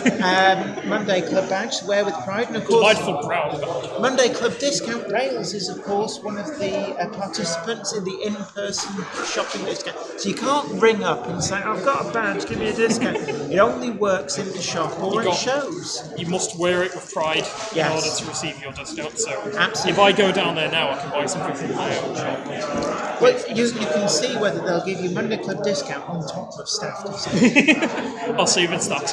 Yeah, and like you can rock up and go mega discount, and see if they'll basically pay you to take the stuff. I mean, I think I might just stay here to be honest, because I'm quite enjoying this Yeah, fan yeah. that you've got. You've got yourself It quite is, nicely set it's up. very huge. I must admit, actually, this morning, everybody looked like they got out of the shower. I thought, I won't bother drying myself. Yeah, I'll just put the clothes on. I was a state this morning to be honest. It's very hot, and I would recommend if you ever do a model rail exhibition, both as a retailer, a demonstrator, or running a layout. Actually, a fan is an absolute must to have in your arsenal of toys because there's nothing worse than being in a hot, humid environment. I'll bring me portable air conditioner next time to be honest. Yeah. Stick it out the window. Well, you might find if you get over to booths, you might be able to buy a fan for tomorrow. Well, you can tell you're in a nice area, I suppose. Well, So it's posh out here. Well, I always thought that it's like booths. It's like it's like what posh people shop in and let the riffraff go to Waitrose. Exactly. Yes, there's the butler shops in Waitrose. Nonsense, Fences, good God, no. No, we're not mingling with the riffraff. But no, I only know because I used to work at DCC Concepts, so I was made aware of the presence of booths. Well, I don't know. They've got a dress code on the door. Some guy going. You won't let me in. I'm sorry, it's white tie day. Short, good God, man. No, we don't want to see your pasty white legs. Go round the back, tradesman's entrance, round the back.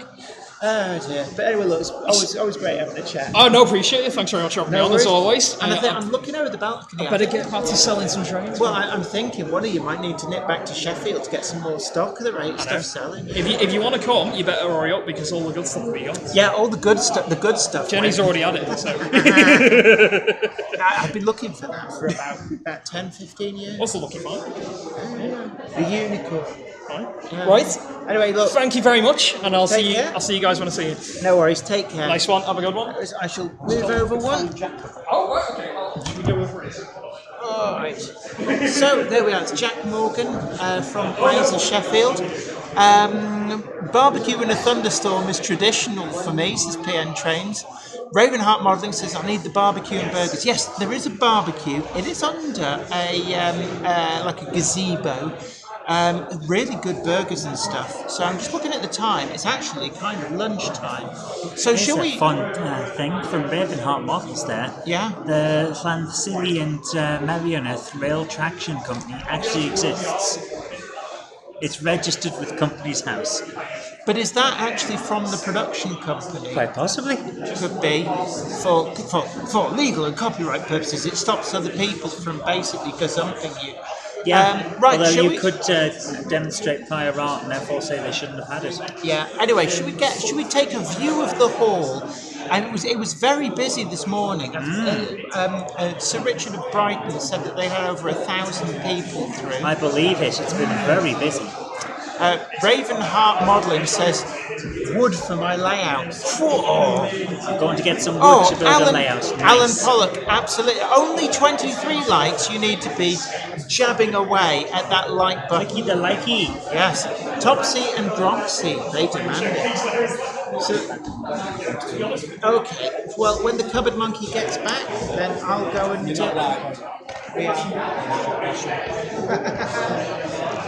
No worries. Are you all right there, Sir Richard of Brighton? I hope you're all having a great day. We'll see you soon. So we're just enjoying a few scenes from the hall. Scenes from Teletext. Yes. Oh God, do you remember that TV? You said we'll have a few pages from Teletext because we're cheap. Not so salty sea dog says hit it 4 times. No, you have to do an odd number.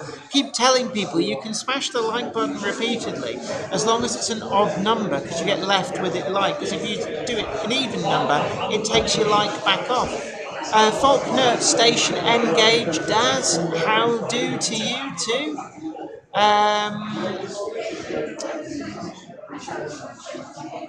Ravenheart Modelling says, didn't we see Papa Smurf from DCC Concepts earlier? No, that was just Richard Brighton.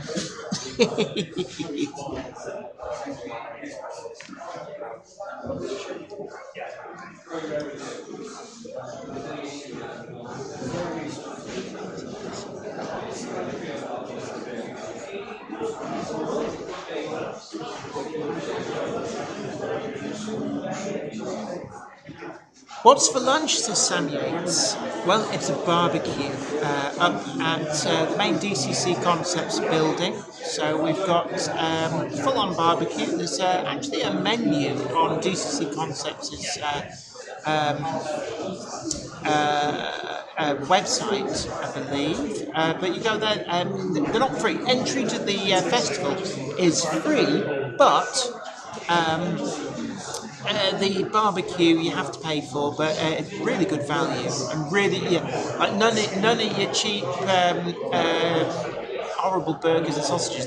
These are like the proper deal, nothing but the best. Because Andy from DCC Concepts has got his license to grill, and he is not afraid to make some incredible food. There's also a lot of chilled drinks. I do particularly like and recommend the San Pellegrino. Very, very tasty. PN Train says, I had a fry-up. I can't really do them anymore. I like fry-ups, but they no longer like me. Must be an age thing.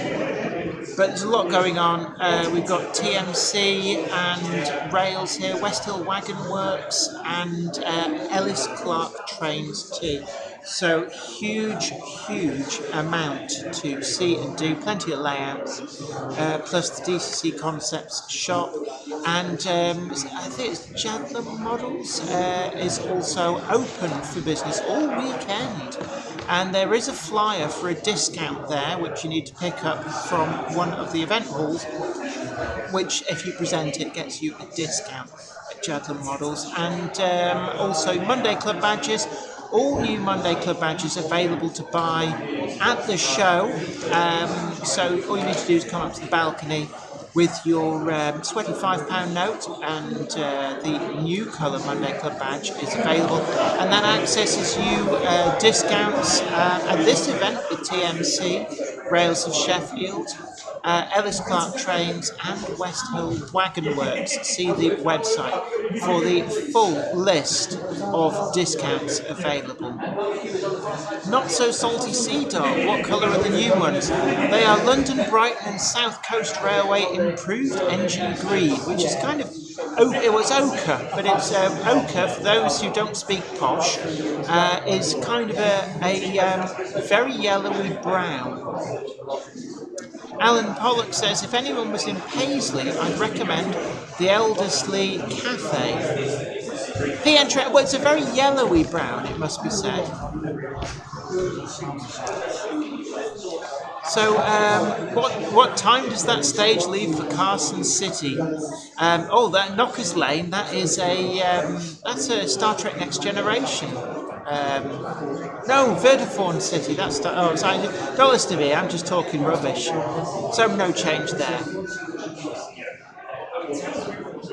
They will be available through the website from probably Monday. So we will tell you more about that and be showing them off on the Monday Club Monday night.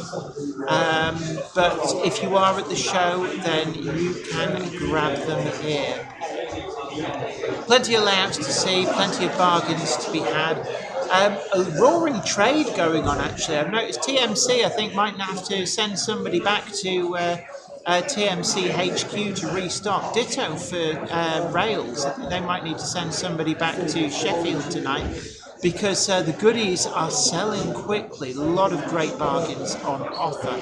Now, we are hoping to get Howard from TMC up for a sit-down chat later on. That's probably going to be this afternoon, so watch out for that.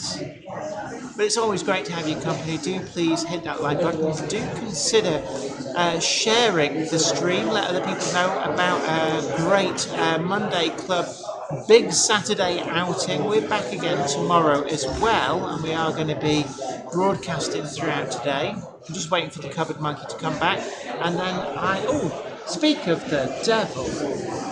So, Cupboard Monkey has returned. So, Cupboard Monkey, have you had a look around? I had a look around earlier on, yes. So, I'm going to apply our biggest fan all over you. You look quite bright red. I mean, it's very humid here, it must be said. It's our biggest fan. Yay! Yay! It's difficult to keep going. It is. Well, do you want to swap sides? Because when you sit next... I want to sit here. Okay. Because if I have to move again, I'm not sure I can. That's fair enough. Well, drink plenty, stay hydrated. That goes for you guys as well. What I'm going to do, actually, is I'm going to sort out some lunch. Spotted lunch?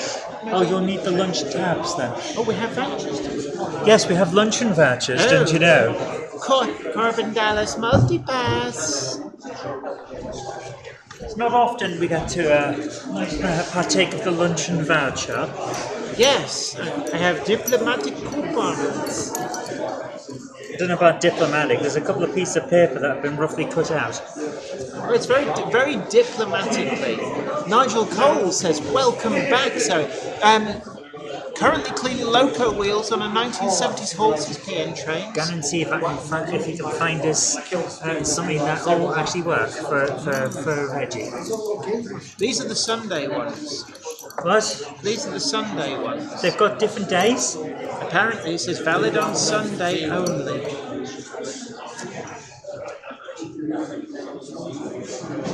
And they all say so. Valid on Saturday. Okay, I'll take those. Righto.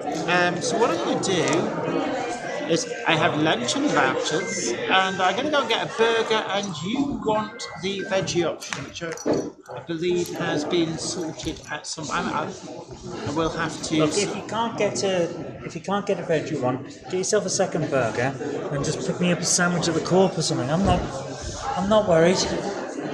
It's a shame I can't eat. Well, actually, no, it's not a shame I can't eat what I used to, because I don't want to be fat. So, that's the point. We do have some big news, incidentally. I know what it is, actually. The Curascale wouldn't tell me. I found out by other means. Loose lips sink ships. Luckily. Right. Are you actually allowed to state this? Let me.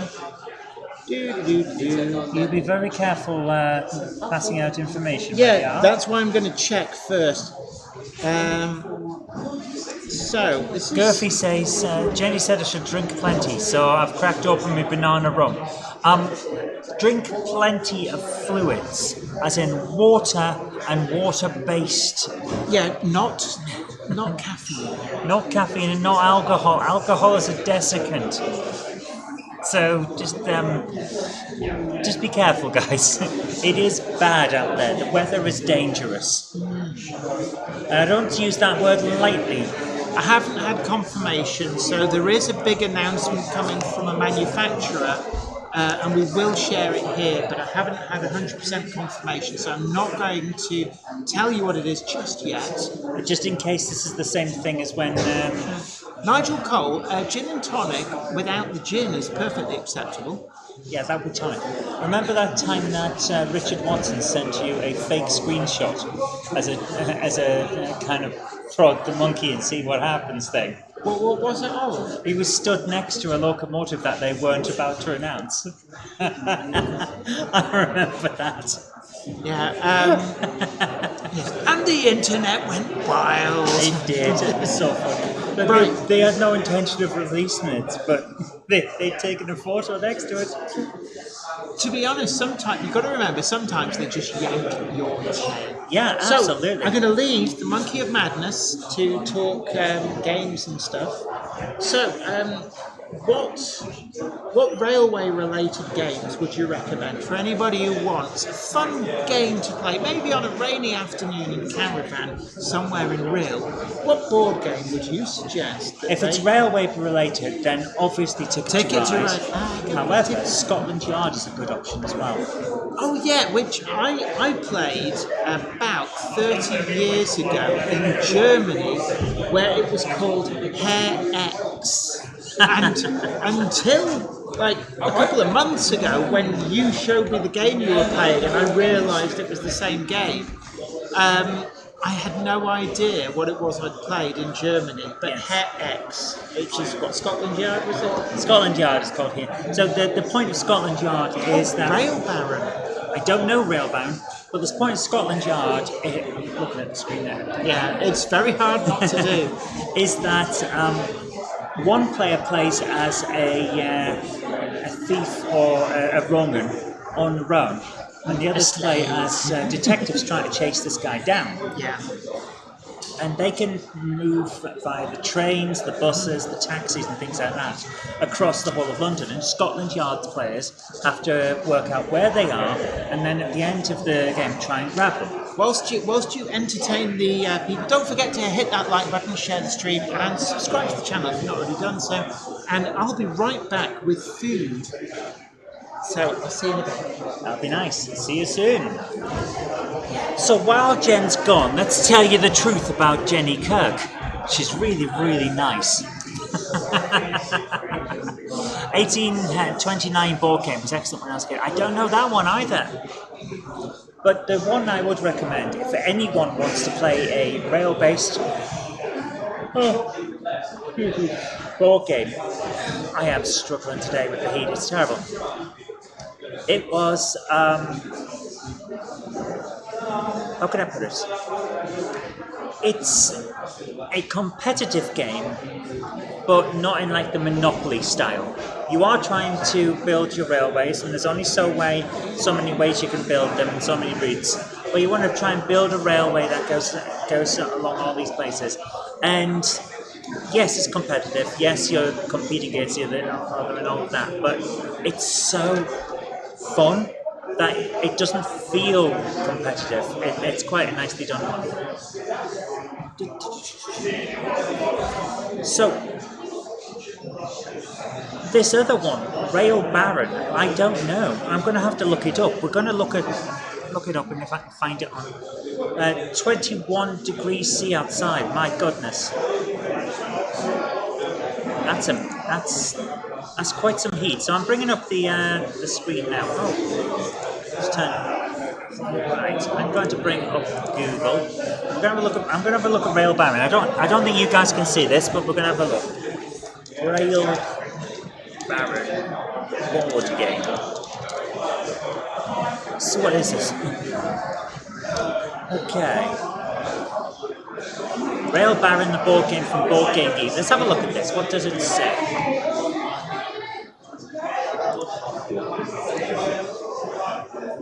Not a huge amount. Okay, let's have a look. One of the earlier train games, board games with a rail theme. Move trains along historical USA railroad lines. It's a bit of a tongue twister. And collect delivery payoffs. Compete to purchase the railroads in order to assemble a network that gives access to important map destinations while simultaneously trying to prevent their opponents from doing so. Right. So it sounds like a more how can I put it? A more competitive version of Ticket to Ride, but not quite the same. That could be quite interesting. I like the idea of that, yeah. I'm just going to try and bring up another screen. I'll still be around. So that one doesn't do anything at the moment. Okay, the screen I was trying to bring up there doesn't have anything on it at the moment. If I bring this one up, aha, right, okay, so I am still there. Right, okay. There might be a possibility that we can show you Ticket to Ride at some point, because I've got some setups here that might work. But it's quite a good game. I would recommend it. Jen will be back at some point. But for the moment, we're here at Settle Model Railway Festival, and it's very popular. It's one of those. How can I put this? It's spread out across the area, so it's not all in one room. It's not all in one building, and it's free to get in, and people are really enjoying it. Look at the amount of people that are here. That is fantastic. 1829. It's also about building railway lines for competing companies based in Britain. That sounds fun. That sounds like a lot of fun. So I'm going to bring up now. Humid and raining in London. That sounds British. Sounds incredibly British. I'm just loading up a GOG in the background so we can bring on some Ticket to Ride. There we go. Right. Hopefully this is going to be okay. Sorry? I believe we can play the badges today. Yes. How are you doing? Not too bad, thank you. You're looking for the new ones? Yeah. 2, please. 2 new ones. My goodness. There you go. Oh, your English pounds. Thank you very much, sir. Thank you. So you having a good day? Yeah. Excellent. Yeah, it was very early. Rain just coming up this morning on the road. It was a little bit damp, shall I say, yes. Oh, well, at least you're here, that's what counts. You got here in one piece. That's it. Have a good day.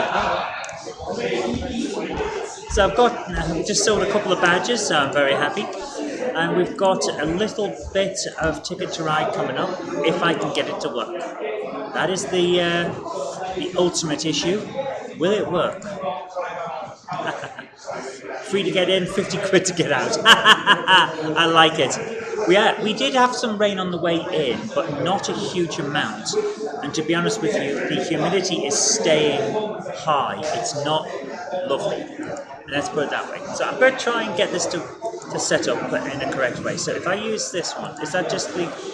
Yeah, that's just display capture. I'm going to remove camera in a second and see if I can get this camera. So if I can copy that one, you're going to see a load of stuff on this screen at the moment. So take the camera off and place it in camera 2. Hey, there we go. Right, reduce that down to about that size so we can see what's going on. And chat is on screen, yes? Yes, chat's on screen in the top corner. So we're going to play a bit of Ticket to Ride while Jen's here, while Jen's off doing her thing. Grabbing lunch, in fact. Let's bring this up. Ticket to Ride, the classic edition. My goodness, 150 hours played. 2 years ago. It's been a lot more since then. So, yeah, you can see what we're seeing at the moment. It will come up in a moment. Hopefully it will start to load. We hope. There it is. Okay. Ticket to Ride. Let's do this. We're going to play a bit of this. Just to keep us going and give us something interesting to do while we hang out. So, let's do this. We'll go for a solo play. And I've got a couple of the bots. I'm going to change the map. We're going to go for this one. I'm going to go for Switzerland. This is a very interesting map. Instead of being the UK or America, it's just Switzerland. It's a much more restrained game. So we get to decide... Oh, they've already picked all of their cards. So, well, we're going to go there. And we're going to bring from Germany to anywhere we want. That's nearby where we are, and that's nearby. That one isn't. But it would get us to France, which is now, Italy's the one we really need. So I'm not going to go for that final one. We're going to go for those. So we get to place, and as you can see, down the middle we can get to Italy, but we're going to need some green to get there, which is what we want. We want to get down to Italy from around up there. So I'm going to place one card there and take that route. The idea is that we have to build up the routes that we've picked the cards for, which we have to build up the routes, try and join them all together if you can, because it gets you access to extras, and then we're going to see how we go from there. Now, because I've placed, I don't think I can take a card. Yeah, I can't move one of these cards. Oh, I can. I can take a card. That's interesting. I didn't think I could. Oh, they must have already gone. That's why I can take a card. Right, okay. That explains a lot. So I need to get... Yes, I need a green. Yes, I need a green. Okay, we're okay with this. Okay. That original set of cards disappeared because it came up with too many locomotives. So, I need to be able to get there, which is a white card, and down there, which is white. So I'm going to take 2 whites. I need a black card because of there.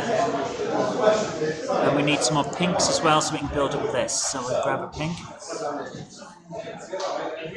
Now my question is, do I... No, I'm not going to risk it. I'm going to get to there, grab that. Yeah, and now we've got a problem because the Italy line that we were going to go for is already disappearing. So now we have to come down here. Not an issue. We've got the cards to do it, but it does mean that we've got a longer run. What has happened? GOG, don't do that to me. Don't make me think that I've broken this. So let's see how we get on. We need a green or red there. And we need a yellow to get into Germany to get the final route, but we need to be there, so we need pink. So I'm going to take a pink. Do we need any reds? Yeah, we could use a red. Okay.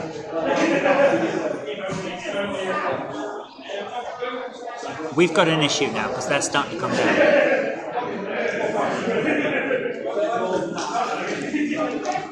Block off that so that we get that line.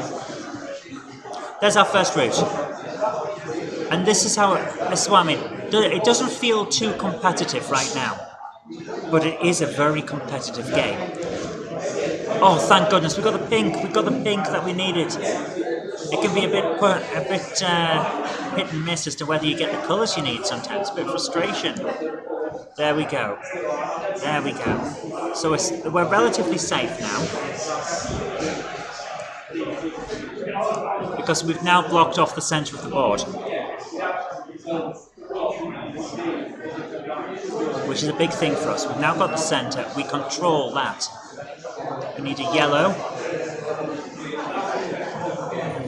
What else do we need? No, I picked the wrong one. I've accidentally pressed black instead of blue. Not my greatest move ever, but we'll take it. Right, we're now in Germany. So we're into Germany.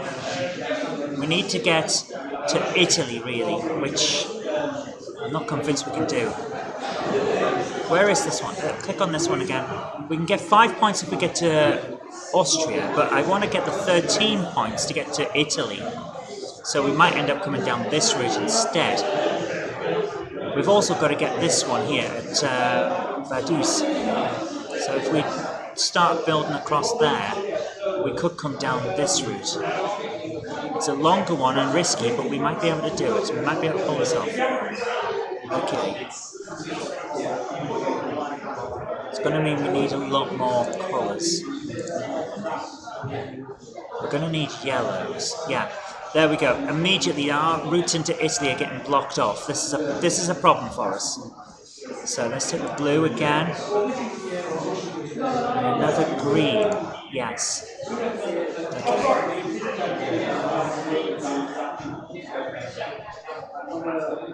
Right, I'm going to take a black. And a blind card. There we oh. Okay, now we're doing interesting. Let's get that one. Oh look. Right, I mentioned what these are. So these ones here They are standard carriages, but these ones with the marks, they're powered. We need a locomotive to run that route. Let's grab a couple of locomotives. It makes it a very different game on this one. So now that we've got powered, we can put our locomotive in. There we go.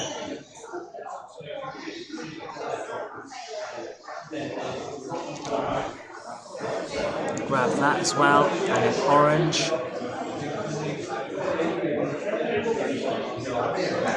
Orange there. I have no idea what the cards down the side mean. I think if they match, we have to use the locomotive, and if they don't, we get away with just the carriages. Yep. We have to play the card. There we go. Play the locomotive. There we go. Right, we're in now. We're actually in, and we've got the chance at Italy. We need the yellow though, but we haven't got any at the moment. Alternatively, we can use blue and orange to go down that route. Got an orange. Pink Monday Club badge. Sorry? Latest Monday Club badge. You want Monday Club badge? Absolutely. Latest one, pink, apparently. Not pink. They're a yellowish ochre. Well, I've been sent by Karen, so she's. Is that ochre? Well, it's 5, is that right? Yes, it is. Thank you. No worries. If she's thinking about the maroon one instead, I do have a couple of those left. Right, I will tell her. So if it's the wrong one, I'm happy to swap. Right. But thank you very much.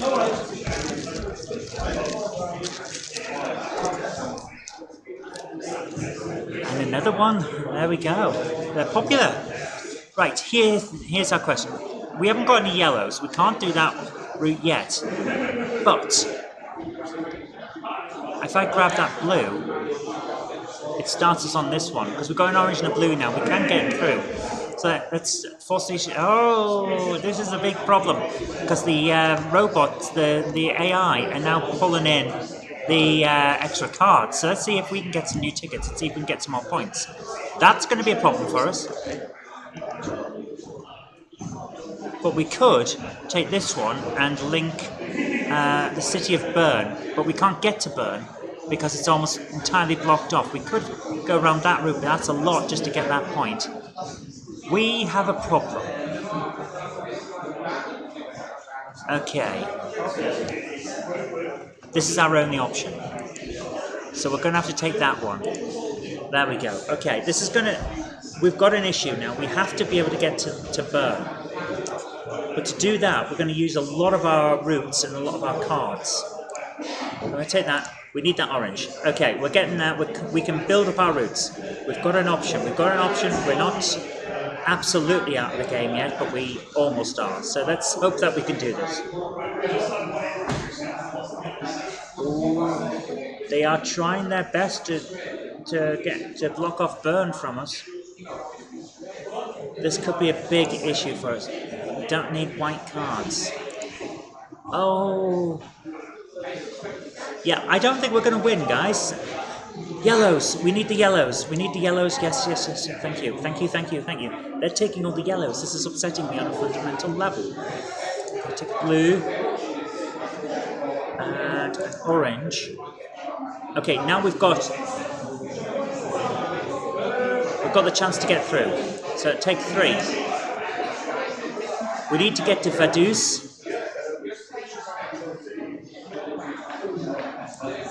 There we go. Now we need black and blue. Yes, we'll play the extra card, I don't mind. Black and blue so we can build the line to Bern.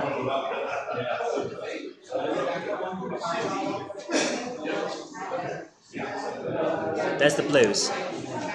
And a black, thank you. Guys, do you think we can do it? Well, there's the yellow that we need. That's the extra yellow. We don't need it anymore. That's very upsetting. I got the colours when I didn't need them, and didn't get them when I did need them. Right, let's make sure we get Bern. Because at no point are they going to go into Italy via that line that we are, so I'll build this first, and then we'll get through. Oh my goodness, we've only got 11 carriages left. The game is almost over, and we've only just done it. Sure, we'll pay the extra cards. We're into Italy. We've got the 13 points from Germany to. Do we what? Why did I only get 5? Is Bern not? We didn't. We haven't joined up. Oh my goodness! I could have ended the game and not seen that. Oh my goodness! Oh, it's ticking because it ticks on the right hand side, not because we're getting the 5 points. Right, there we go. Oh my goodness! Right, we may as well at this point go into Austria as well, see if we can get any higher points, just in case anything changes on our attachment tickets. Yes, it does. We get the extra points there, 11 instead of 8. Okay, hopefully that means that we're okay now. They're really there we are. It's now the last turn. We cannot build anything else, can we? We can't go to any other countries, or we might as well get the 3 points for building a rail line then, or at least try for it. Let's build in Austria this way. There's no other route that we can build on. We can't do it. We missed out. Oh, there we go. So let's run this forward quickly and see who won. Oh, we just missed out 91 to 100. It was a very close game. There's only 11 points in it in total. And that's Ticket to Ride. It's a reasonably fast-paced game. It's a lot of fun. And it's probably one of the most enjoyable experiences you can have as a board game based around trains. So I really like that. You've convinced me to not play this card trade game. To be fair, it's a lot of fun. It's a lot of fun. Once you get into it, it's a lot of fun. Oh. I think it looks interesting. It is an interesting game. Reminds me of a well-known board game with slightly modified map. You might be thinking of the original Ticket to Ride. That's based on America. This one's the Switzerland option. So there's different ones. There's Switzerland, Europe, the UK. I think there's one in India. I think there's one in Germany as well. And the original is America. You're more interested in driving games. I like driving games too. Let's see if there is. Do I have a driving game on here? I normally have something like Horizon Chase Turbo or something like that. I don't have that installed at the moment. Oh well. Oh my goodness. There is an interesting scent coming up from downstairs, and I'm pretty sure it's the meat sandwiches and the hamburgers and things that are coming out of the cafes and the barbecue that's nearby. I'm going to tell you a secret that not many people know. Speaking as a vegetarian who is only vegetarian because they can't stand the taste and texture of meats. Meats smell nice. The smell is lovely. The taste and the texture are not. Yeah, I'm not a vegetarian because of morality reasons or anything like that. I just can't stand the taste of meat. I really enjoy that Ticket to Ride. It's a lot of fun. Train Sim is good as well. Funnily enough, I don't have that installed on the system. I think I had to take it off here because I couldn't get any work done otherwise. Because that's the kind of thing. I'm just trying. What's been sent? Jen has sent me a message, but I can't read it. Oh, so we got the toasters here. They're having a good day. I hope you guys are having a good day as well. It's cool raining here in Settle right now, Heaven. It is. It's cooled down nicely. I'm not feeling as ill from the humidity. Here's the thing. Heat, we can cope with. We're British. We can cope with a bit of heat. But humidity, we can't. Because you need to be able to sweat and to perspire and all of that so that you can regulate your heat. But when the humidity gets too high, you can't the water from the sweat won't evaporate anymore, so you can't do it. Which means you can't cool down, which is a problem. Unless you sit in cold water or something. Then you can cool down, but it's not quite the same. Right, I'm just going to have a quick look through the chat, make sure I didn't miss anything. I think we're okay. I think we've got everything. Yeah, we're okay. Okay. I haven't missed anything. That's okay. You can't cope with heat or humidity. Sorry about that, man. What about the smell of bacon? The smell of bacon is okay. I like the salty, fatty smell. It's very nice. Like I say, can't at all cope with the taste. I do have a Railroad Tycoon game, but I don't seem to have it installed. Let me have a look and quickly see if I can find it. Hopefully I can get it downloaded reasonably well without causing problems on our Wi-Fi. That's the reason I won't try and download Rail Sim, that was it. I couldn't remember the word there. Is it on here? I have Railroad Tycoon 2. And Railway Empire? No, and Railway Empire is on Xbox. We have Railroad Tycoon 2. Let's see if I can install that. How big is it? It's not going to cost too much. Nah, it's 641. Okay, I'm installing that. We'll see how that goes. So hopefully that's okay. And it won't cause me too many issues. Yeah, so I'll just go bring the chat back up so I can see what's going on. We can have a look at Railroad Tycoon, because that's a fun one. The old DOS game. I wish I had the... Whoa! Okay. It's a little bit... yeah, we are losing some of the thing. Yeah, I don't have the original DOS game available, unfortunately, which is sad, but I do have the second one. Hopefully that'll be okay. Surely I like a bacon sandwich. Nope, can't stand the taste. There's something about the taste and the texture of meat which just does not work for me. You can't do fruit or veg because of the texture. Yeah, that's it exactly. That's it exactly, Pierre. You don't want to gag on your food, but the smell's nice. Yeah, exactly. I'm the opposite. I love veg.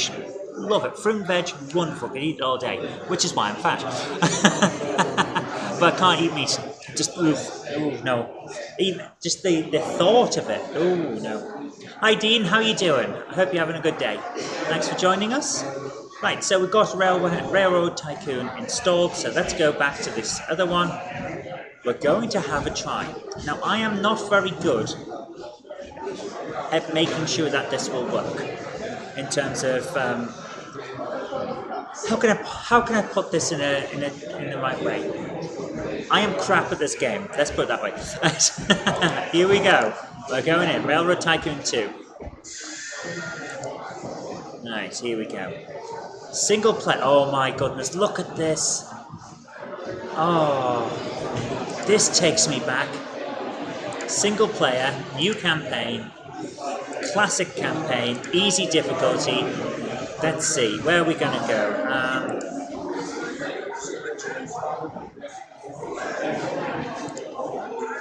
Okay.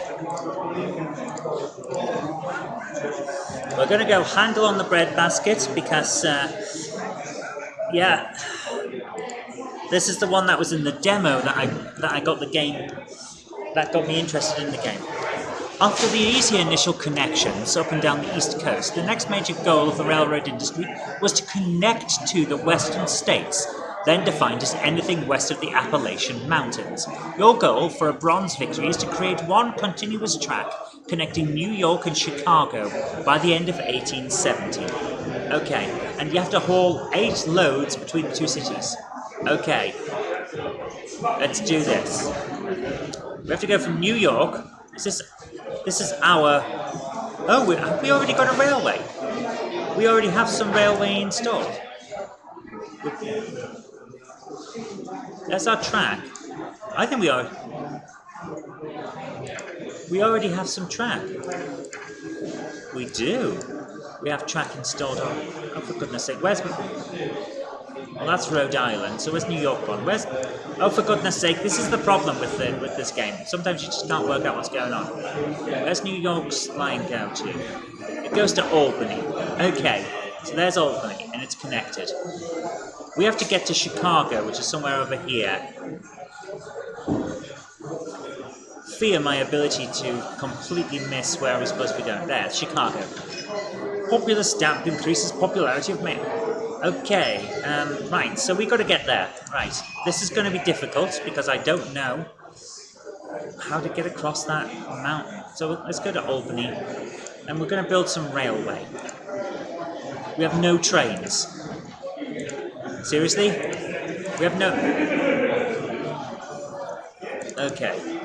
Yeah, we have mail and passengers. We need to buy something. No, I don't want to... No. We buy a post office. Right, we bought a post office because we've got a lot of mail. Right, let's leave that. And can we have a train, please? Can I buy a train, please? No? Give me a train. Stevenson's rocket, a Prussian, a Duke. Oh my goodness! Look at the state of these. Right, we're going to buy a Prussian because that seems like the best option. From New York to Albany, we're going to stick a mail car on the end. Yeah, and then Albany will bring a mail car back. Okay, let's do that.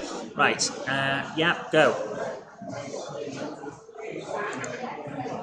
Okay, it's now loading in New York. It's going to go to Albany. We need some track. Where are we going to... Okay, we're going to go from Albany to Syracuse, which I thought was part of New York, but apparently it's not. Oh dear. Right.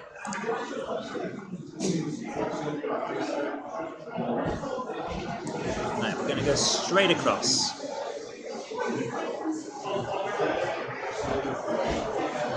There we are. Your company doesn't have enough money. Yay! This is the problem I have with this game. It doesn't let me do exactly what I want. Right, we've got money to get there.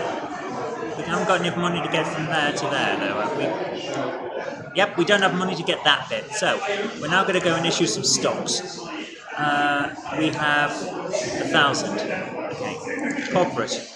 Can I sell some stocks, please? Can I sell some stocks, please? No? Okay. Why can't I sell stocks? Okay. Okay. Right. So that's it. We've got... Now. Oh, because we haven't got our train to go there yet. Right, that makes a lot of sense. So our choo-choo is going as slowly as it can. Look at the amount of cashy monies we've got on there. That is amazing. We have 57,000 squiddly diddlies. Amazing. We've got 50 grand in cash and 49 grand in profits. Aha! Here we go. Right, here's our cash. We're Cornelius Vanderbilt, apparently. Where can I sell some stocks, please? Issue stock. Let's sell 1,000 stock. Thank you. Right, now we've got some extra cash. No, we haven't. We've got no... Have we not got any cash at all? This is terrible. And also it smells. Right, let's try and build some more railway. Please let me get to Syracuse. There we go. Now we've got some cash. Okay. So can I build a railway now? I'm going to build a standard thing. We're going to build a tiny thing. Oh my goodness, we don't have enough money. We don't have enough money for the smallest of stations. Oh my goodness. We can't even build a tiny station in Syracuse. Just won't let us. How am I supposed to make any cash if I can't do anything? Albany's got no people there, by the way. Annual report, we suck. The board of directors has cut my salary because they're not happy with me. Hello.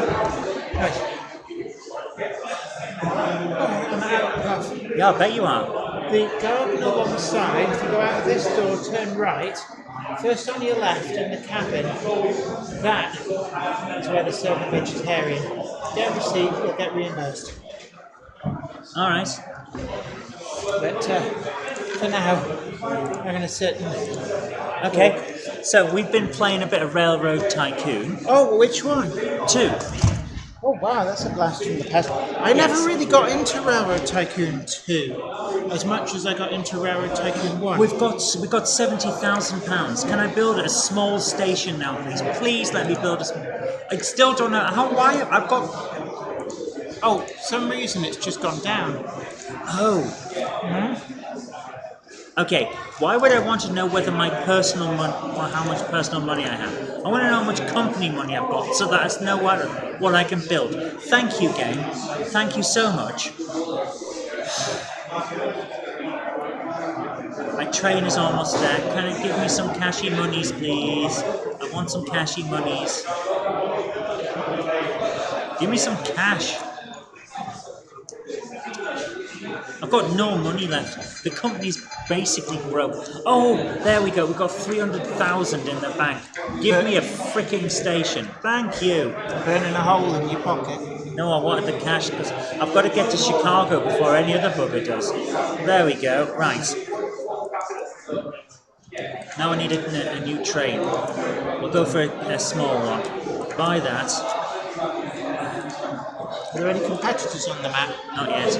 Right, it's going from Syracuse to New York, and all it's doing is picking up passengers and their mail. Go for it.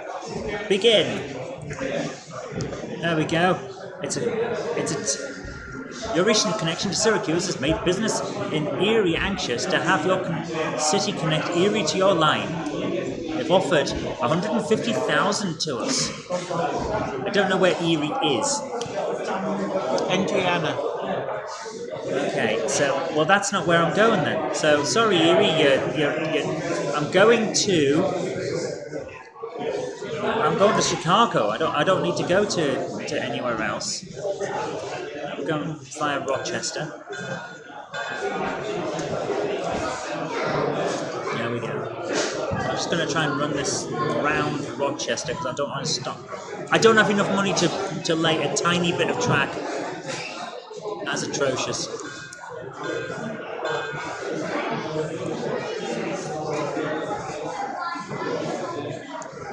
Yeah, I don't have enough money to build a corner.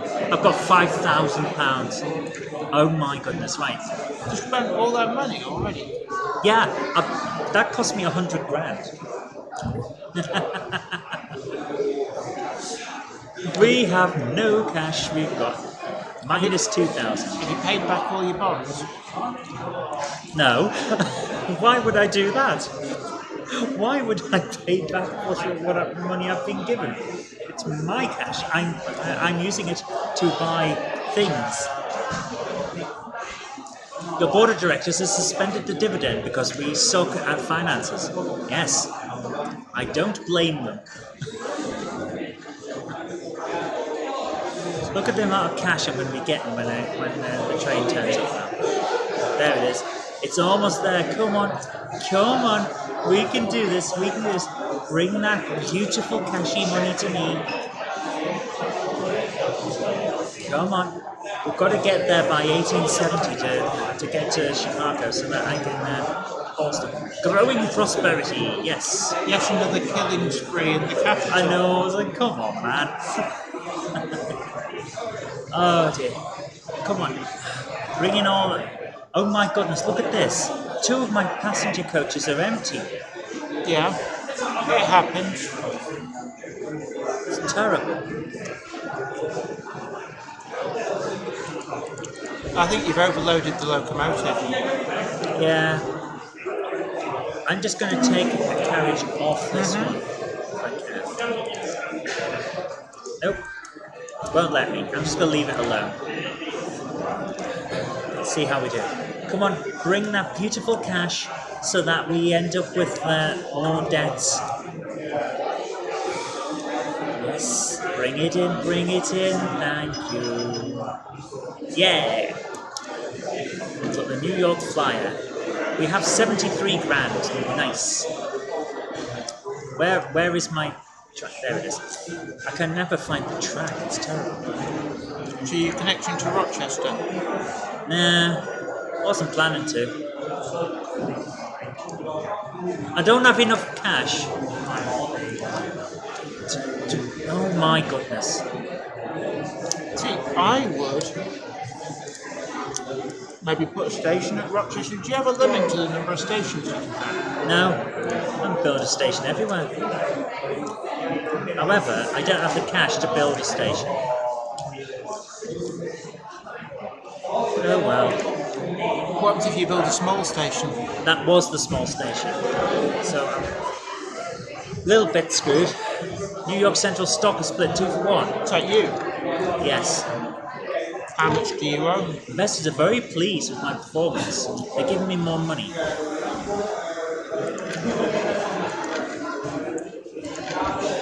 Okay. Need to look at the stock market then. If my personal shares... Okay, I need to buy... I need as many shares as I can get. Thank you. There we go. I've now got a lot of money. Corporately, we're not doing too bad. Okay. I'm losing more cash there. I need to get... Why is my train from Albany to New York not moving? Oh, because we've got a single line track and there's a train stuck on it.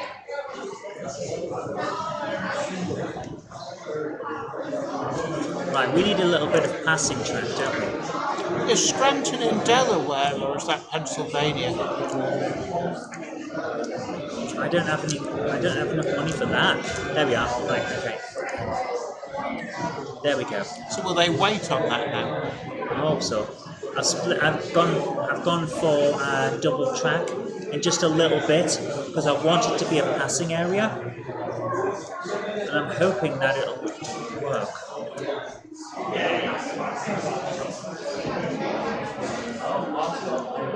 Looks like it might.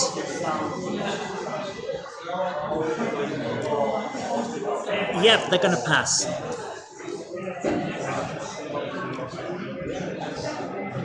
Not quite enough passing track. Watch it's getting us there, and that's what counts.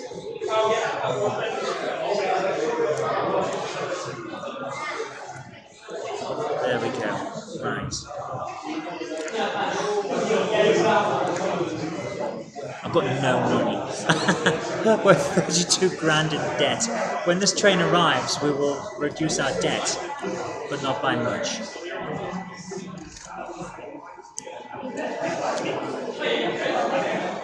How come you can't see the chat? On this, I can't. Oh. We were playing a bit of Ticket to Ride earlier, then once they've done that, it came out. Do you want to do the chat? Do you want to see what I'm saying? We have no cash at all. And only 21 years to get to Chicago.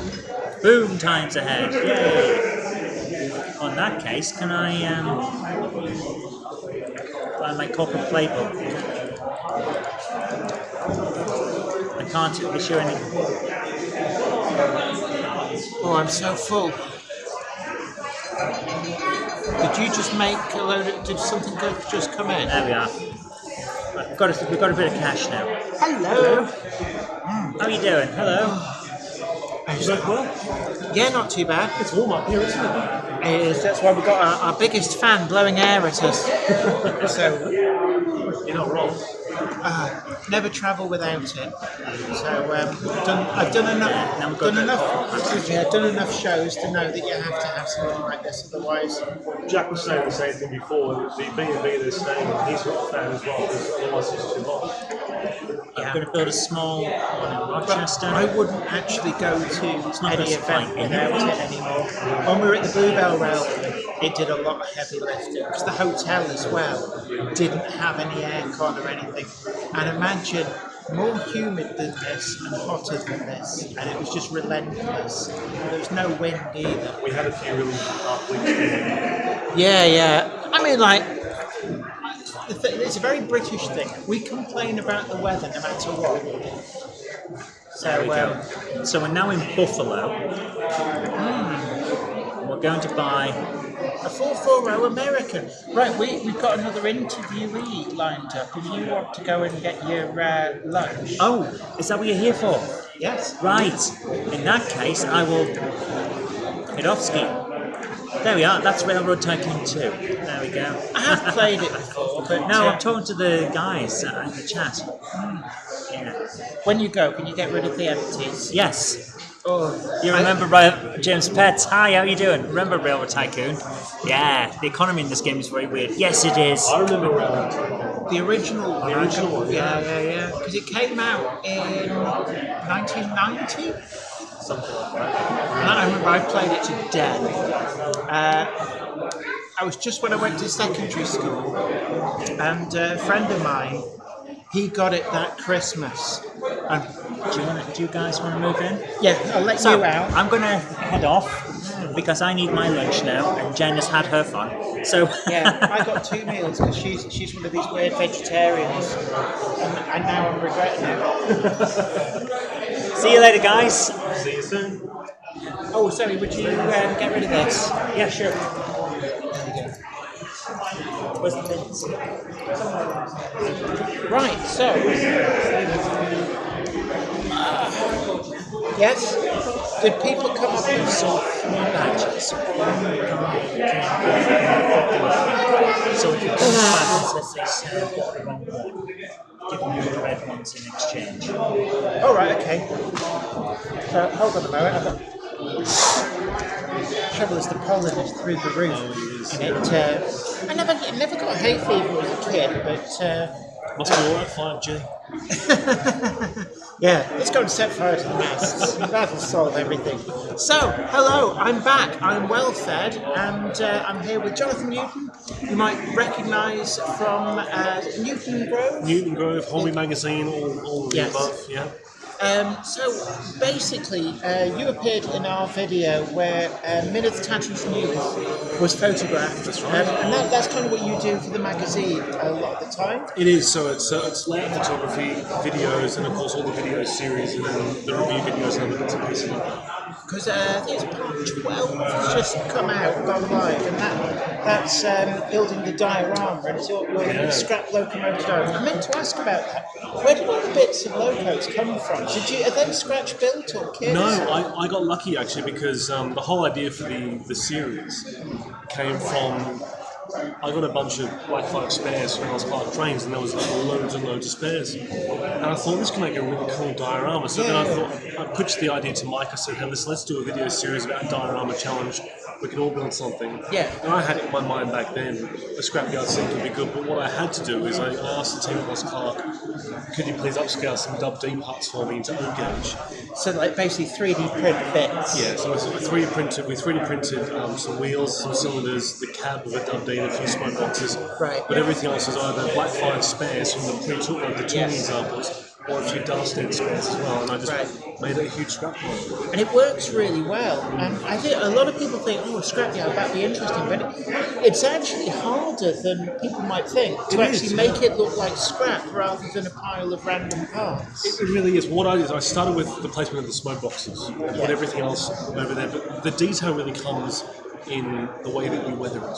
Yeah. So as I say in the video series, when I was up in Scotland earlier this year, I got some really nice rust washes. There's some wonderful rust particles. There's actually metal particles of blacks and deep, rich colours and so forth. So you use those sparingly, combined with your weathering powders and so forth, to give that overall feel. And it's the subtleties in that that really help to sell it as well. It isn't just the placement of everything goes. Yeah, because I mean, I've seen in the past people try and do scrapyards, and I think one of the pitfalls that sometimes people have is they build their pile of scrap and then they just spray it with a rust colour, and it all comes out looking like it's a pile of plastic that's been spray painted in a rust colour. And actually, the trick, I guess, is each part has to be credible that it's come from somewhere else and led a life before it ended up in the scrap pile. So you actually need a lot of subtle differences between each part. Yeah, absolutely. And look, I've seen a lot of scrapyard dioramas as well that represent like Barry, for example. But everyone goes down the path of the locomotive with a few puddles of water, whereas as I said in the video series, I was inspired. There's a photograph of cash walls where you can see this pile and pile of cylinders, smoke boxes, and I'd never seen that model before. Yeah. And I mean, it's sad as a steam enthusiast. It's very sad to see that, but Yes. pictorially, it's impressive. And I thought, if I'm going to do a scrapyard, it has to be like that. It's impressive from that sort of point of view, and it turned out really, really well. I mean, one of the things that actually I've always been tempted to do, either as a diorama or even using it as the back scene, is the Vic Berry pile of like Class 25 loco cabs, and actually just sort of pile them up in a pyramid. And it was when West Hill Wagon Works brought out their scrap Class 25 cabs that I thought, that's something I could do, and I've never got around to doing it. So I'm actually really pleased that you've done that diorama. I've seen photographs of what you're talking about. They actually do a real scene where it's just like multi-stack cabs all on top of each other. Very impressive. Yeah, it really is. I must admit, actually, looking at the real Vic Berry scrapyard, what I was most impressed about was the ones at the bottom didn't collapse. It shows actually they were quite robust. Very robust, absolutely, yeah. But in terms of photography for the magazine, so if people get their layout featured in Hornby magazine, then you are one of the people who might turn up to do the photography. Yeah, it's either myself, Mike Wilde, Trevor, or if up in Scotland it's either me or Mike Bissell. So we've got a small core team, and it's usually mostly me, to be honest. And it's sort of, I love the layout photography because every layout's different. I mean, over here for Seven, for example, there are two layouts right in front of me that I've photographed. So we've got Dead Man's Lane over there, which is in the current edition of Hornby magazine, and that was wonderful to photograph. And of course, right below us over here we have Horton Green, the wonderful Great Western Branch line by Matthew Hayes. That was a joy to photograph as well. Challenging because he's modelled a railway that fits into the landscape. Yeah. So you're shooting through the buildings and the trees, and it's so much fun. You know, I mean, interesting people. I see some amazing layouts. Yeah. And what people can achieve in the space they've got available. Yeah. It's a challenge for me. Like I did a shoot in Scunthorpe 2 months ago, where the chap there he had converted his loft, and it was wonderful. But from sort of mid-height here, everything went on a 45-degree angle. Yeah. Trying to get the camera in there, and I was literally like this. I mean, I went home with a very sore neck. Yeah, I mean, that's often the challenge, is finding where to place the camera to get the shot. And you know, we talked a little bit about this on the video where you were actually photographing Minith Tatus Newith. It's about, you know, as a photographer coming to that model, divorced from the creative process, you actually will then see the model in perhaps a very different way to the person who built it. Absolutely. Well, I get to see it the way that we all get to see models. When you come to an exhibition, you see it for the very first time. You know, you get your iPhone out and you get down there and so forth. But it also helps where you're photographing it and what the stock is. One of the things I love to do is shoot as low as possible whenever I can. So with your layout, there's some wonderful photographs. My favourite one's actually the ones shot from the rail height. Yes. With your bridge scene shooting below you, the water level. You know, so you've got all the wonderful rockery above and so forth. It's really fun to explore something from different perspectives. There are times, of course, where, for example, you can't physically get your camera into the layout to get the shots that you want. So you have to be as creative as you possibly can. But it's all part of it. It's a fun process. It really is. Hopefully, it all comes out really well and everyone's happy.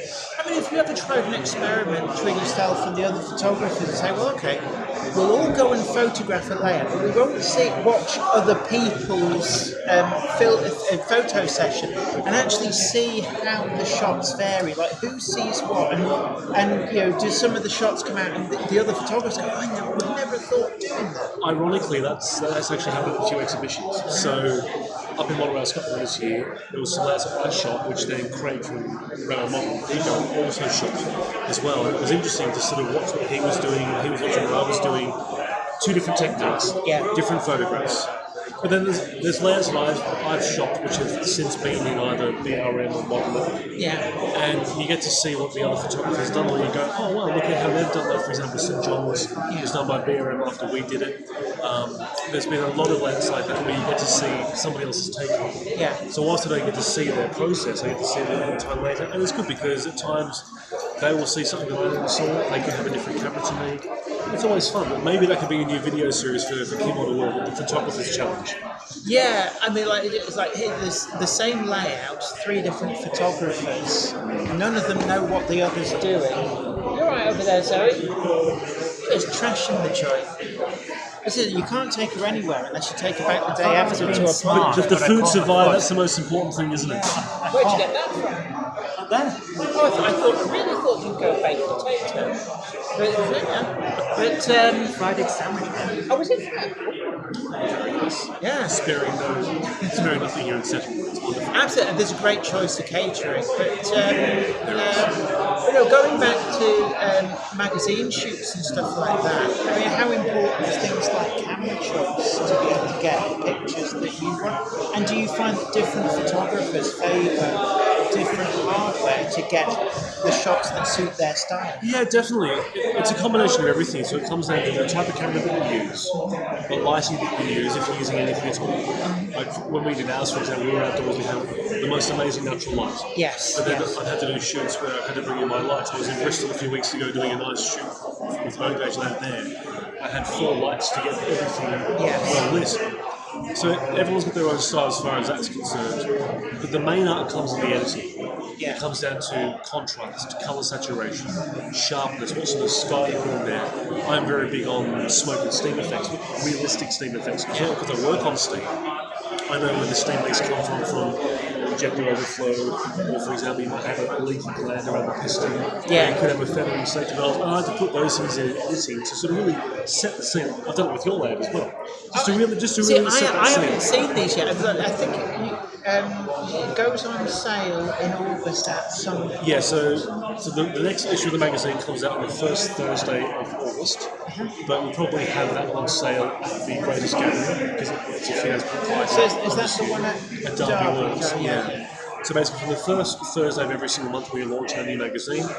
It goes on sale, and then what happens then is we go through a schedule of when we put things online through Keynote World. Right. So, for example, your lab might get published in the second week of August, and then after that, what happens is you have your lab shot. Once it's been published physically and then published online, we then give you a copy digitally of the photos. Right, yes. So it's a small waiting process, but the wait is worth it. I must admit, I saw a lot of the photos on the little tiny screen on the back of the camera, but that never does it justice. And of course, once they've been blown up and you can see all the detail, and they have a little bit of magic done just to remove things like power lines in the background. I am actually really quite intrigued because it looked like it came together really well. It did, it really, really did. Yeah. I suppose, the natural light really helps, but if somebody wants to get really good photographs of their own layout, what would be perhaps your 3 most important tips to take away to get the best out of your model? Well, number 1 is lighting. Whether you're using the most professional camera or even just your phone, if the lighting is poor, chocolates. Zoe, lifestyle, thank you so much. Well, can I just thank Anthony, who very kindly just donated these to us. So, Worthy donation, thank you so much. Absolutely. So, big up to Anthony. If you haven't already subscribed to his channel, do go over, give him a like and a subscribe. So lighting is a big one for sure. Most importantly as well is your angle. So if you're using a phone, for example, turn your phone upside down so the lens is really close to the board. Yes. Because that way you actually sort of get more of a human view with your photographs as such. And then the other thing is if you're using a proper DSLR or mirrorless camera, try to do what's called focus stacking, where you start in focus very close to you, and you take several photographs until the background is in focus, and then you combine them together, that way the entire shot is in focus. And presumably most, if not all, photo editing software has the means to do the combine. So Photoshop, you can do that. It's in their photo merge settings. Right. I use a program called Helicon Focus, which basically is all about bracketed exposures. And what that actually does is it means that everything is sharp. So rather than one little plane being in sharp focus, then the foreground and the background being slightly out of focus, everything is super sharp. Yeah, that's right. The good thing is with Photoshop or Helicon Focus, it's all automated. You do it yourself, and that saves hours of work. I can imagine. So were you doing photography back in the pre, before all these digital things came? And so how would it have happened in the days of 35? How would people have actually got photographs, or were they just not able to do some of these things? There were certain things you couldn't do. Back when you were shooting on film, you got one exposure, which is if you look at, even if you go back 10 years ago, you'll notice that even on digital, because the focus stacking hadn't really been invented, half the photograph was out of focus. It was the same thing in film as well, but with film you needed more light because with film stock you had either 100 or 200 or 400 ASA, or these days it's ISO. But that number was all about the light sensitivity to the film. So if you were shooting in a very bright environment like a summer's day, 100 ASA was fantastic. But if you're shooting something that's dark, you might need 400 or 800 ASA plus more lighting to really get as much exposed as possible. But the problem with film, you have to use a light meter to make sure you're getting one exposed photograph, because otherwise it would be too dark or too bright. Yes. If it's overexposed, you can't really bring it down. If it was underexposed, you could lift it, and you had no idea how it was going to turn out until you got the photograph developed. I mean, it's like anybody of a certain age will remember the days of getting your film developed at Boots, and they come down with the little... I remember the days of film when I was a lad, yes. Yes. But it used to come back with little patronising stickers on, saying underexposed or thumb on lens. It's like, no kidding, yeah, I can see that as well. But you didn't actually know what you'd shot until you got the film developed. When I was getting into photography, I did a course, and I shot about 4 or 5 rolls of slide film, which is basically you've got negative, but you hold up to the light, you see all the brown negatives, whereas slide film was colour, gorgeous film stock. And for whatever reason, on one particular roll, I hadn't spooled properly. So I was taking pictures, and nothing happened because it didn't kick in, and I'd taken 24 wonderful photographs that never saw the light of day because it never spooled across. Always the best photos you've ever, and you're thinking that is going to be like Pulitzer Prize winning photograph, and you get back and you're like, oh. Yeah. Whereas these days, and as silly as it sounds, everything's gone digital, but as silly as it sounds, I have been to photo shoots where there's been multiple photographers.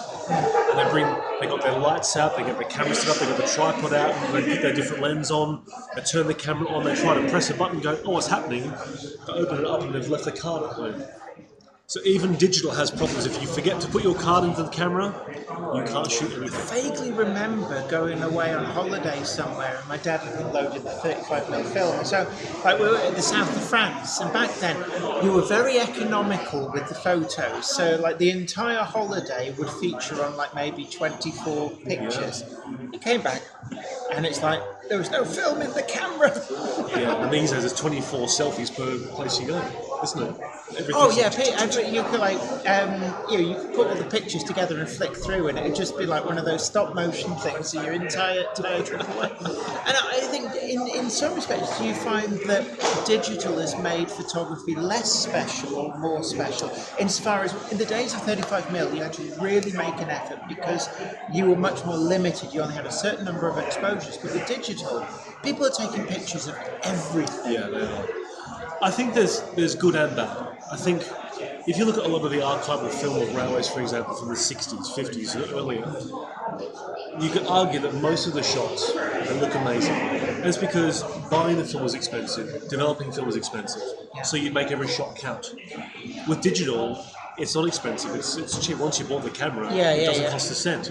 So the art form in some ways, from an enthusiast point of view, has been lost.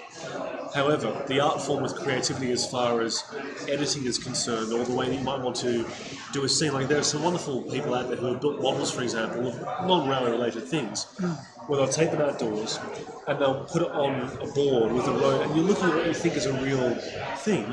It turns out it's a model which is only about that big. Yeah, using the perspective. So digital has really come a long way from that point of view. You can do such things such as taking a person out behind a car windscreen, for example.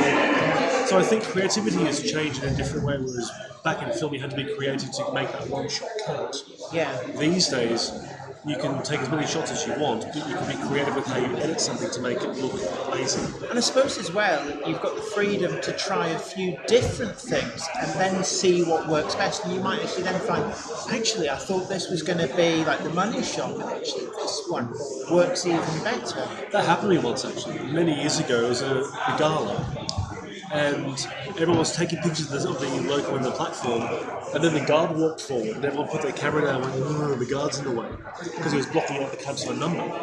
I was stood next to the tender, looking at this wonderful shot, looking straight down, and I snapped this wonderful photograph, and I went, "Oh, that's really nice." Took it home, made it black and white, put some grain into it. I took the yellow line off the platform, and it was literally the best shot of the gala for me.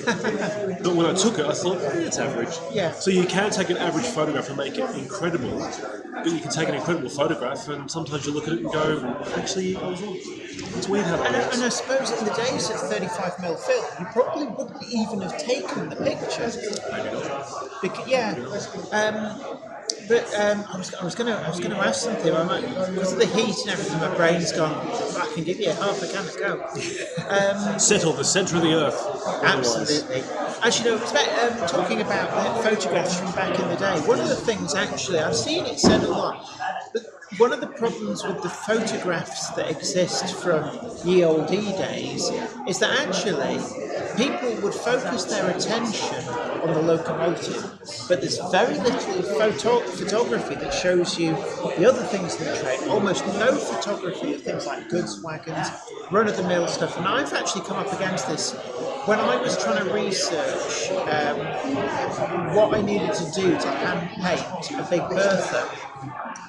Finding photographs that were other than like that sort of front three-quarter view was actually almost impossible, and I've only found a single photograph that gives me a hint of what the inside of the cab looked like, because nobody took photos of that, and like getting photographs of what it looked like from behind is really hard. They are out there, and I was actually finding photographs that when you got really close, it was very apparent that there was more lining on the locomotive than people think there was. And it kind of blew out of the water a lot of the research. It's like, I can see lining on that cylinder, because there was a shot that was taken on a works open day, probably about 2 weeks before they cut it up with epoxy acetylene. Wow. And it was close enough that it's like, there's lining on that cylinder. It is amazing. I was helping a friend of mine on a research project, and they were looking at where the lining was. And I actually said, if you zoom in on that sandbox, there's lining on there. And no, there's not. Zoom in. And there was. But with all the soot and grime and everything else, it was barely visible. And you really need to be eagle-eyed and really zoom in. And I'm sure there are a lot of good photographs that do exist on Big Bertha in pristine condition, because the railways took official photographs of everything, let's be honest. Finding them, though, is hard. Yeah, the other thing as well is, yes, I found works photos of her and the problem is that's not the livery she left the works in, because they paint it up in what they call photographic grey, because of the film stock of the day. It showed up all the detail much better, which is what they wanted. So they paint it grey, even in some cases line it in grayscale, do the photographs, and then that becomes the undercoat for the top coat. So actually getting a picture of what it looked like when it rolled out of the works is very, very hard. I'm sure they exist somewhere. Well, you'd like to think so, but then you're talking about photographs that are like 100 years old. Have they managed to survive that length of time? And one of the other things as well, which is very apparent, especially with early colour photographs, is that the colours as shown in the photograph are not the colours that they would have appeared if you were really there. That's right. Like Kodachrome was notorious for it, and it made everything look very vibrant and colourful in a way that it wasn't. What really brought this home was, I remember, again, about 20 years ago now, but Cinefilm was long since gone. It was a complete anachronism. But I went to an event, and there was a guy with a cine camera. And they're very noisy, so you know instantly what it is. Yeah. And he was shooting on cine. And this would have been in about 2003, 2004. It's an expensive hobby. Yeah, and I said, how the hell do you even get that developed? And he said there was one place in London that was still a specialist where you could buy the actual cine film and get it developed. And he showed me what it actually ends up looking like.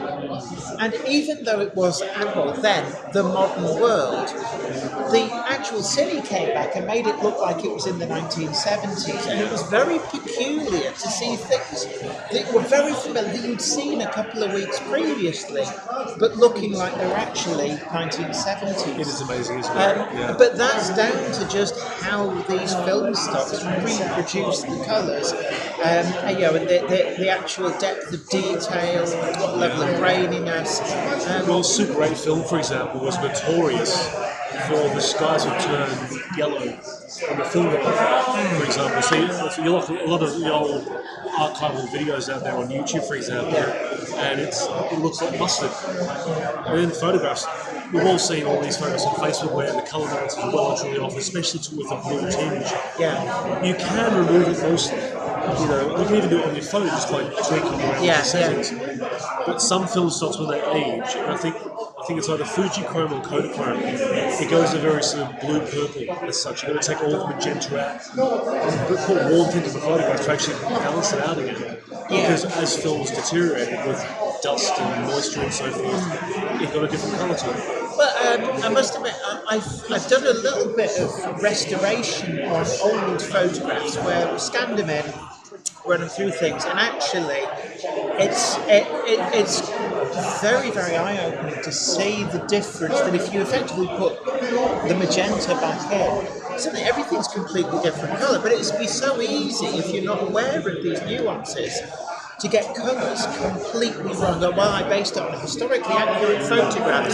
It's like, yeah, but did you take into account that Kodachrome slowly changes colour over time and does it so imperceptibly slowly that anybody who say owned that, like I took this photograph in the 60s or whatever, it's like, yeah, but it's very slowly gone a different colour. That's it. It depends where it's been stored, if it's moisture or light onto it or anything like that. Yeah, well, light's a big killer. If you no longer have the negative, all you've got is the printed copy, you end up, all the colour just fades away. But digital photography, if you scan it and then go to work, you can actually bring a lot of that back. You can. It is quite amazing what you can do. I mean, the secret there is to scan it in ultra high resolution as well. Yeah, basically crank your scanner up as high as it'll go. Yeah, like 1400 DPI or more. Yeah, so you can actually see the grain in the paper it's coming off. Yeah. But then, of course, you then don't miss anything. No, you don't. No. I think the people who actually do those, photo reconstructions and so forth, it really is an amazing art form. AI has also helped in some ways, but the real art form in repairing scratches and different lighting and so forth, and deep cuts and so forth, it's amazing what people can do these days. Well, yeah, I mean, there's some of the restoration of old film stuff. One of the ones I can think of, The Good, the Bad and the Ugly, for a great many years, there were scenes that did still exist that were shot that weren't in the cinematic release but had degraded, damaged, poorly stored, and they were actually able to restore them and put them into the film so you could watch. This is like an extra 23 minutes of footage that for anybody of, say, our age who will have seen The Good, the Bad and the Ugly on TV, it's a revelation. It's like, this is complete scenes here I've never seen before. But that, as would have been in the can, it would have looked hideous with the amount of dirt. But I suppose with AI, you're able to train it to go, actually, these scratches shouldn't be there, get rid of them. Yeah. Whereas before, you would have had to very tediously touch every frame of film, and at 30 frames per second or 28. Tedious job. Very tedious. Tedious job. So tell me, Jenny, Yes. are you enjoying the weekend at DCC Concepts Exhibition? Yes, it's a very different style of show. It's free entry, which I'm not really aware of any other show that does free entry. And one of the things... I think did Rapido's Railings do free entry? Might have been. I haven't been to that one, but it creates a different dynamic. And what I mean by that is they're getting people in who are casual people passing through. Whereas before, if you'd have said, say, £5 entry fee, the kind of people who walk past and don't really have an interest in model railways wouldn't come in. The fact it's free, they come in. And you're getting people thinking, oh, I like this. Yeah. That would never have found that out otherwise. The thing that I'm quite liking is that the town and the community really got behind it. So, for example, just behind the hall over here, we've got a bar and some food stores, but we've got musicians. Yes. Over at DCC Concept Central Station, you've got friends with the SNC. Yeah. You've got music over there as well. So it isn't just model railways. Yeah. There really is a community feel behind this as well, which I think for the village of Settle is absolutely fantastic. It's so good to see, and it does give it a very friendly community vibe to it, which I quite like. Yeah, and it does have that kind of vibe to it. It's not a venue that happens to be in a place. It very much feels a part of the place. And with people wanting something to eat, you can go to the DCC Concepts barbecue, but there's a lot of other venues in the town.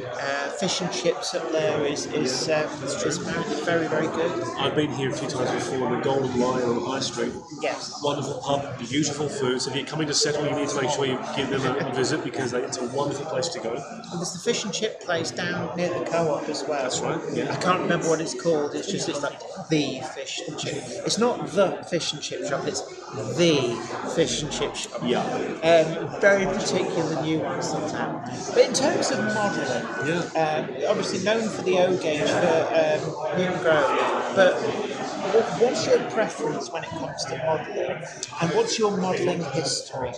Look, I've always loved steam, so for me it has to be steam. I used to model double O gauge, like I think almost everyone starts on double O gauge, and I enjoyed it. I had around 45 locomotives. I was part of a club. I used to take my stock to exhibitions. And then a friend of mine once, I saw his O gauge layout. I said, wow, how'd you get into O gauge?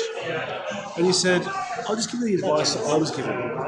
Buy a wagon and just see what you think. Yeah. And many years later, and many locomotives and wagons later, I've now got a large collection. So my love and my passion is in steam, mostly Midlands and BR standards. And O gauge, I think, is just phenomenal. Yes. From a modelling perspective, though, I just like really well built layouts. I used to like the round layouts. These days, I mean, if you look at Horton Green down here to Terminus Station, simple track plan, simple fiddle yard, but the actual railway operation side of it, you can run it like a real terminus railway. It comes in, uncouples, takes water, goes around. I really appreciate that aspect of modelling, and these has all the details that you can bring in. The different pre-built trees, for example, give any scene the most incredible, realistic look. The fact that you can do what you've done with your layout, the resin and all the different details and all the flowers, to really bring it to life. Yeah. My enjoyment in the hobby now with modelling is more in replicating reality. And then once you've done that, to then photograph it to see how close to reality you can get it. And it carries as a surprise to me, because I used to love model railways, build a layout, run your trains and so forth, but then creating realism and to then see that realism on video or in photographs, it elevated my passion in the hobby in a huge way. Because you grew up in Australia, so how did you... is the UK railway scene quite big in Australia, or were you the exception to the norm? The exception to the norm. No, Australia, because every single state had its own different railway system. Yeah. There was nothing. For example, in the UK, you can see a black 5 in the top of Scotland or a black 5 down the bottom of the country. Whereas in Australia, you can see Victorian locomotives in Victoria, Queensland locomotives in Queensland, and then didn't go anywhere else. Yeah, but in fairness, the UK is smaller than the state of Victoria. Well, it is, but there was a lot more railways over here than Victoria ever had. But Australian model railways, they really sort of have been either a passion for something European, American or British in some ways. Right. Over the past 10 years, there's been a lot of manufacturers come in to sort of do a lot of mainstream Australian things. It used to be just high-end brass, which you could afford. Yeah, like I've seen the Ossetian brass locomotive. They're heavy, they're huge, they are nice. They are lovely. There's a few different manufacturers now, but before, if you had a few $1,000s, you get into that then. But you can definitely model more Australian things now. But you go to an exhibition there and it's American or British, but then people do things like I've seen some Japanese layouts, I've seen some wonderful European layouts. So how far is Japan from Australia? I mean, in terms of if you were to fly to Japan, is it fairly close? probably about 6 or 7 hours. I mean, it takes 4 hours to get out of Australia from Victoria in either direction. So I think it's that's a huge something contract. I think that's something that Brits can't really wrap their heads around. It's just how big Australia is. Well, Danny Boy, the comedian, put it the best way. He said, if you travel 9 hours from, say, here in Settle, and just drove 9 hours that way, you'd be in the Czech Republic. Yeah. But if you're in Melbourne and you drive 9 hours, you're still near Melbourne. Yeah, Because Australia's so vast. You're somewhere in the outback. It's something, well, on the way to it, it's huge. It's a massive country. As a demonstration of the size of Australia, Pluto is smaller. Wow. So there you go. But yeah, I mean, the idea that somebody would just go, I'm just going to drive coast to coast. It's like, wow, have you got enough months to do that? Do you know, here's an interesting fact about Australia, right? You've got your states, but then Tasmania is that little sort of triangular island down the bottom. Yeah. They take great pride in telling people that we are not part of the mainland. But fun fact, if you were ever able to flatten out Tasmania, the landmass of Tasmania is greater than the entirety of the rest of mainland Australia. Wow. It's because of the height of the mountain. Yeah, it's very hilly, it's very rugged. If you could flatten Tasmania, it would be larger than Australia. So it's amazing. So Tasmania is kind of like the Scotland of Australia, and they're very keen to tell you that they're not a part of the rest of the More like the Isle of Wight, just a fraction bigger. Yes, yeah. Yeah. I mean, how big is railway modelling, or was railway modelling in Australia? Is it a popular hobby, or is it much more niche? It is. The thing is, I mean, you've probably got around sort of 2 or 3 million railway enthusiasts in Britain. Obviously, we haven't got that many in Australia. But like, there's only 6.5 million people in the state of Victoria, 5 million of which live in Melbourne. Yeah. So, whilst you've got obviously less numbers, the ratio is probably still roughly the same. So, when there's a big exhibition, it's still very well attended. I mean, there are model shops out there that sell lots of stock. People always buy in from America or from the UK all the time. So it is quite a big scene. It's just Australia hasn't got the culture for an industry like we have here in the UK. So little exhibitions like this, they exist, but they're not as many and as far around. Like you might have 4 or 5 a year, whereas in the UK you might have 4 in one weekend. Yeah. Do you know what I mean? So it is still big. It's just not as big as the UK. Is there a different culture as far as people would tend to go and have a model train day at somebody else's layout? You kind of take it in turns to host a model rail day, or because I know a lot of that goes on in America. Yeah, well, for example, exhibitions. When I joined the Gojo Guild, there's obviously a Victorian branch of the Gojo Guild, and every month there is a meeting. So you'll go to somebody's house, you can bring something that you're building or an item of stock, and you can run it on that person's railway, whether it be an indoor railway or a garden railway. So you obviously can share the hobby that way. There's clubs in Australia, just like there's clubs over here that build layouts and take into exhibitions and so forth. And look, growing up, I had friends who had model railways, so you go to their place for a day, you bring some engines around, you play some trains and so forth. I'm sure that still happens. Model railways are loved all over the world. But also you were involved with the Puffin Billy? So was that where you first started with things like driving locomotives? Yeah, it was, yeah. So I joined the railway just before I turned 12, but I've been going there with mum and dad since I was 1, literally. And I joined when I was 12, I started cleaning when I was 16. We got a different system over there, so an engine cleaner is just an engine cleaner, but when I was 18, I was eligible, old enough to apply to be a fireman. I got selected, went through fireman training, and just progressed from there, really. So I've been working on steam at Puffin Billy for 24 years. Wow, gosh. Yeah. But also, I mean, there's a reasonable amount of real mainline preservation out there. And one of the things that really impresses me is there's that festival where they run 4 steam trains parallel. Ah, yes. And it's quite a sight. Anybody who's not seen that, you've got to find that on YouTube. It's one of those things where you really wish that people with clipboards would take a day off so they could do that on the East Coast main line. That would be lovely, wouldn't it? Yeah. Could you imagine that? Have Sir Nigel Gresley, Flying Scotsman, Black Five, and maybe a Tor Valley or something, all running parallel at full chat. It would be a sight to behold. I mean, Yeah. what you're talking about happens in New South Wales, and I believe it does happen once a year, and it really is a sight to behold. Yeah. But it also happened in, I think it was 1988, when Flying Scotsman was in Australia doing its tour. Yeah. There's a wonderful video out there, you can find it on YouTube, where it's the Scotsman with R707 and R761. So the R class are both broad gauge locomotives, 5'3" gauge, Yeah. and Scotsman's on the standard gauge. And they're not only just paralleling, but they were basically, one would go forward, then one would take over, and they were constantly just taking over each other. Yeah. And the footage, if you find it online, is Yeah. spectacular. It's shot from the cab, it's shot from the line side. I think it's shot from the air as well. Stunning footage. And it really does send a shiver happened down your again. spine. It's one of those things I always liken it to if you're somewhere where Spitfires buzz the airfield, and it's like that sound. It sends a shiver down your spine, and those 4 steam trains running parallel is very much of that ilk. Well worth it. Well, they do that in Germany. There's some wonderful clips out there of German steam on a double track mainline paralleling up the mountains. Yeah. It looks incredible. Just incredible. It would be lovely to see something like that over here. I think We have a 4-track mainline just waiting for something like that. I think the most realistic bet might be to do it on the GCR. 'Cause at least it's double track, it's a controlled environment, and you can do it. Yeah, but it's like the trouble is in the UK there's very much a can't do attitude, and there's always somebody going, well, we need to throw lots of money and safety cases and clipboards at it.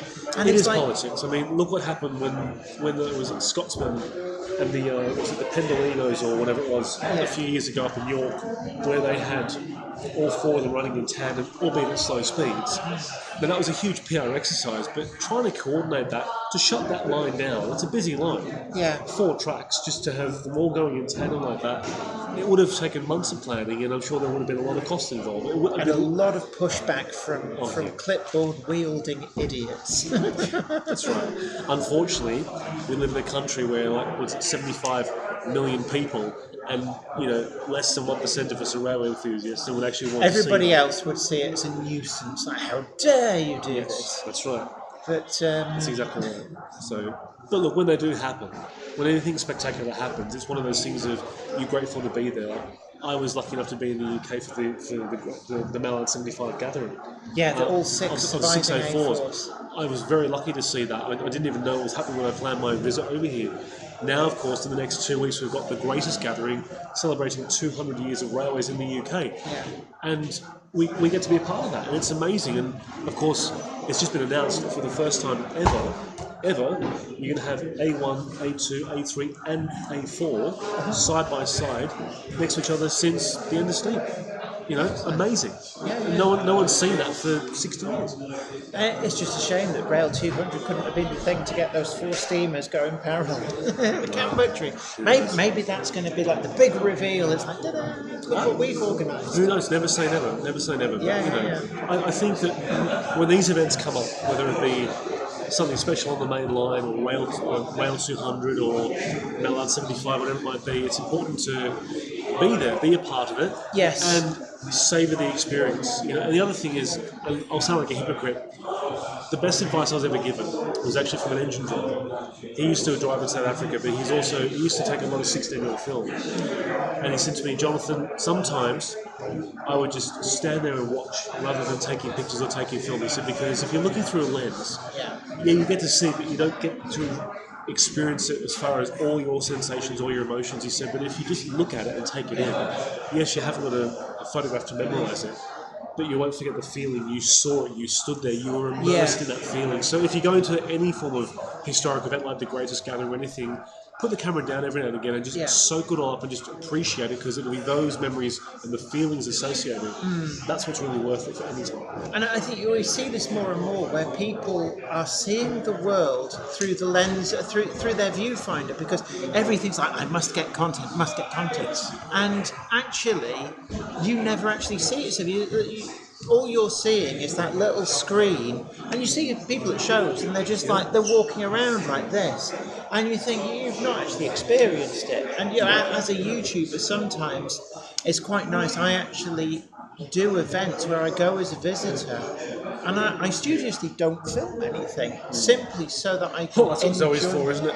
Yeah, I've got staff for that. That's literally what I'm here for, yes. Yeah, so I do have staff, and it does help. But it's this temptation, this sort of Instagram generation, where everything, I've got to have that viral 5 minutes, and you're constantly looking for that, to the detriment of experiencing what's going on around you. Yeah. Do you know what?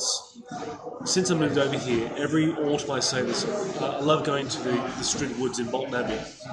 And when everything's in full colour, I love it. Looking at the water and everything. And I keep saying, I need to bring the camera here, need to bring the camera here, need to bring the camera here. And whenever I have brought the camera there, I don't take any photographs because I'm so immersed in just experiencing it, just listening to the water, and you feel the cold air on your face and you can hear the birds and so forth. And I can picture it in my mind right now. I don't need a photograph for that. And sometimes when you're there, you realise that I don't need the camera. Yeah, But it's better to experience it. photography and video and everything is part of your hobby. Yeah, that's why there's a lot of photographers who do things like Instagram and so forth. They're always posting the content because it's satisfying their hobby as well as immersing themselves in a certain situation. So it's just like being here as well. I mean, seeing the layouts, it's always good to go off and take some pictures and get some inspiration. Yeah. But as you say, put the camera down, talk to the modellers, talk to the builders and so forth, ask them questions about the weathering or how they built a certain aspect of it and so forth. Because you're going to walk away with a different sensation, a different appreciation, and maybe different motivation. Absolutely. Excellent. Yeah. Well, look, it's been absolutely amazing. I can see we've got our next guest has arrived. Oh, Mr. Howard, yes. Well, there you go. Well, that's enough for me. So, look, thank you for having me on, Jenny. Thank you for coming on. Always and a pleasure. I need to give you a Monday Club badge. Another one, yes. Another one? Yes. Have I already given you one? Two. Never say no to more. Oh, which colour? Which colour did I give you? I think it was green last time, was it? Or was it red? The last one was red, the one before that was green, and the one before that was blue, and now it's London Brighton South Coast Railway Improved Engine Green. Ooh, it's brown. Look at that. Lovely. Okay. Lovely. Now, don't forget, before I go, you can see Jenny's amazing 009 gauge layout. Yes. At Getz, which is at the Milton Keynes Marshall Arena on October the 11th and 12th this year. I highly recommend, as an outsider, definitely come and see it, because it's always a great event. I mean, I've been as a visitor for quite a few years now. This will actually be the first time I'm an exhibitor, and that's going to be interesting, being on the other side of the Velvet Rope. But it's always a great show. But definitely come and see it, because when I saw the layout, I was blown away by it. It's so inspiring. So Getz, October 2025. I look forward to seeing you there, and Jenny, I will see you there as well. Absolutely. Look, take care, have fun, and I'll catch you later. Thanks very much. See you, Zoe. Take care. So there we are. That's Jonathan Newton from Hornby Magazine with a few hints and tips on photography and just some general chit chat. So, don't forget your wallet. So, anyway, let's go to. Let's just get a quick look over the show. So, if I go to balcony view, camera. Let's get the camera back up and running. So there we are, just taking a little view down over the hall. It's just one of the venues here at Smooth, the Settle Model Rail Festival. There's a lot to see, a lot to do. And of course, Monday Club badges are available here, £5 per badge. They'll go on general sale probably from Monday. If you want a maroon badge, the picture is already on the website. I just haven't updated the payment. The picture is already on the website. But if you want a maroon badge, this is your last opportunity to order a maroon badge online. So there we go. Anyway, I'm just going to go and see if our next guest is ready. So I'll be back in just one moment. Whilst I'm away, do hit that like button if you've not already done so. Consider sharing to social media. And if you haven't already done so, then do subscribe to the channel and ring that bell. Someone looked at it. No, it's my umbrella.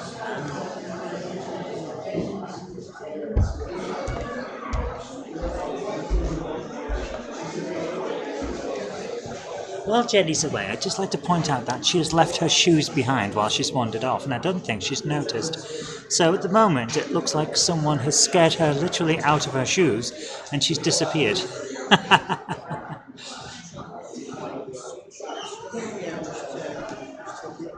Oh, and here we go. Zoe, hello. So.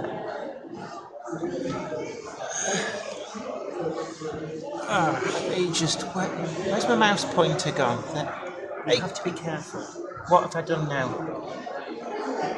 because it doesn't like all of the surfaces. Okay, Here we go. I thought I'd broken it. No, not quite. Okay, There we go. So we're back with our next guest for a Best guest. Come on, be honest. Yes, sure, why not? So here with Howard Smith from TMC, and it's great to see you. So Likewise. What do you make of the show so far? I think it's been great. Actually, I've been chatting with a few people about this, and I think one of the things that for me has made this different from other shows is that it's free entry. And what that's done is it's meant that casual people have come in to have a look, who, if you'd have had a cover price to get in, like a couple of quid, whatever, they'd have walked past going, nah, it's not for us. But because it was free, they've come in. And I think that is a great way of getting new people into the hobby who might not even realise that they like what they see. They come in and they go, actually, we like this.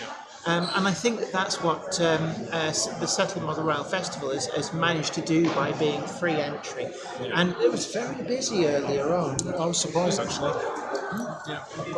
So You wouldn't have wanted that many more people in here before. it got very full. I don't know whether it was there was a very hard rainstorm or whether it was just a lot of people came in all at once. But you couldn't move for people down there, and it was quite clear you guys over at the TMC stand were doing quite a bit of business. It's been steady. Because I spoke to Alex actually a couple of days ago, and he went, it's like, we're just there to have a nice couple of days now, let people know about it. We're not expecting huge amounts of sales. But no, you seem to have done quite well. I see a few gaps developing. I think somebody might have to make a trip back to TMC HQ to pick up a few bits and pieces, but you've got some really great deals down there. The one that I keep spotting it, and it is, I can feel it even now, tugging at my purse. The G5. Some of the prices on those are $107.99. $107.99, I know. That's a really good price. Is that a show special, or is it on the website as well? I'd need to check on that one. I do believe that's from the website as well. Right. So some of these have been in one-off little sales and things like that. Yes. Really, it's just down to supply and demand. I mean, some liveries people snap up. Others there's less interest in. Yeah. And sometimes you get that sense on pre-orders and things, but it all depends on how the models are announced. At one point during the cycle, you announce the model and we can gauge pre-orders and adjust accordingly. Yeah. And I suppose being the commissioner, effectively, you're taking all the risk on that, and because effectively you're buying the entire production. Yeah. So commissioning models these days is not cheap. You can buy a family house for it. I can imagine. I remember once being told that for Pico's sake, Tula to produce a point, it's about the same cost as if you went into a BMW dealership and went, I will have a top-of-the-range 7 Series BMW. It's that kind of money to pay for the tooling and setup costs for something that I think a lot of people take for granted, like a left-hand point. And also, it's not an instant return on something like a point. Yes. You've got to see that through over several years. So yes. It's all down to market confidence, isn't it? And how much we've got exclusives we're planning for the next 4 years, spread across a variety of manufacturers. One we recently launched is the BZ six-wheelers. Yes, because that was very recently. Was it last week or the week before? Just over a week, I think. It's So gone this down is really well. because I know that the Stovar has already been as a thing quite a while ago now, but the BZ is like the L and the R version, so people would recognise the style as being very much like the Thompson full brakes. Yes, so LNER designed, but VR built. But the important emphasis on that, and it's been mentioned on a few Facebook posts, why have you not mentioned Thompson in it? It's like, people can be too LNER-centric. When you put Thompson in, it's like, well, it only ran on the LNER, and these vans didn't. They were seen on the Southern, they were seen on the even on the Western engine. They would have got everywhere because they were effectively parcel stock. So Milk, transporting milk, newspapers. We've got cases, examples of them transporting eggs.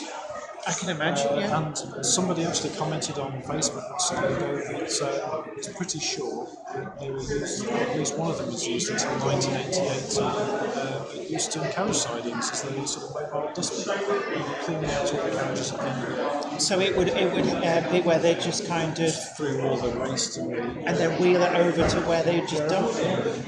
Yeah, I think a lot of people forget that these were very long-lasting items of rolling stock, and once they passed into departmental use such as that, or even in the parcels use, there wasn't the impetus to constantly reinvest in new rolling stock.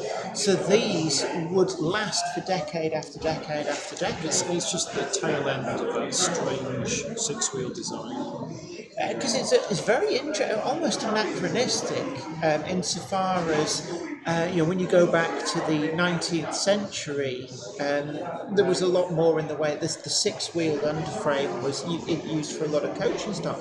But by the time you get through to the end of the Big Four, the beginning of BR, it's really there's very few vehicles make use of that. Just milk tanks, Stovars, It's one of those ones that's been overlooked though for so many years. Kits has been available, and I went to a few people who've built them from kits just to see what was available to give us an idea and a feel for it. And then we sort of pushed ahead with this through the EFE rail. A great company to deal with, very professional. We've had the first samples, decorated samples are on display at the show. So have you actually got them with you? Yes, so we can perhaps look at those later on. That would be brilliant, actually, yeah. And there's been a bit of feedback from people. A few tweaks that ideally we'd like to make on them to get them right. Again, it all comes down to how much you can afford to change at this stage in the process. Is this the first commission that you've done with the FE rail? It is, yes. Right. I would say unlikely to be the last. Yeah, I mean they've had some really good models come through, and definitely it's wide-ranging the models that they've brought to market. So the BZs, will they be always exclusive to TMC? Yes. So it's basically like our plate wagons or like G5s. Right. So in terms of the deliveries, we've got 8 variants that are offered. We've got BR Crimson, we've got BR Blue, we've got Reliant Marine, we've got BR Blue. I think 3 variants on BR Blue. Did any of them get olive green? Or? No, so none of them actually really went to departmental service. It was one of those vehicles that around the late 70s in the main they were disbanded because there were a number of factors. You had longer wheelbase coaches that were becoming available. I suppose there was a lot of cascade of one stock, so it would make sense. GEVs by that time were sort of ridiculously but they are great for tapping the DME.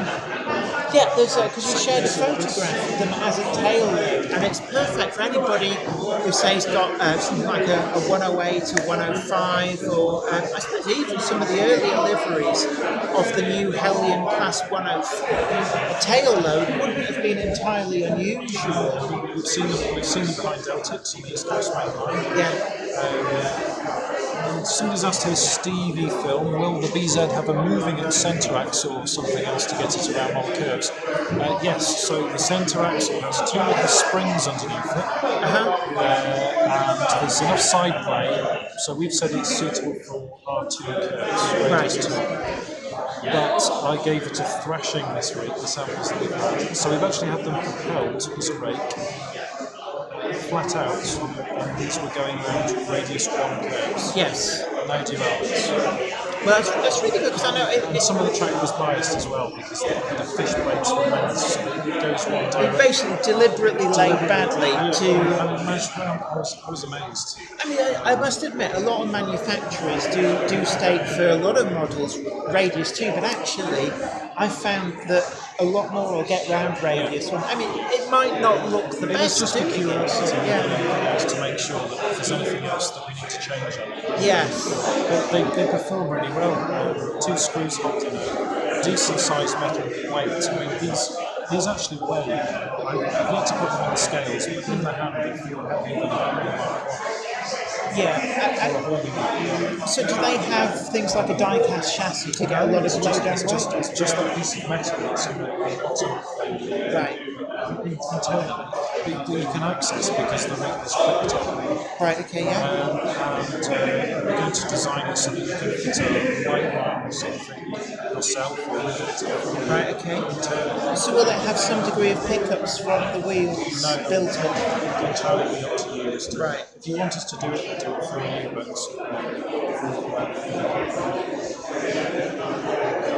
just offer 5 minutes to fit a smoke unit. Okay. And come back and Jenny has a different guest. Okay. Yeah, we get all the best people here, so it's all go. Great. We've actually done really well. I think we're guest number 5 or 6. I don't know. We've had a lot of people come through.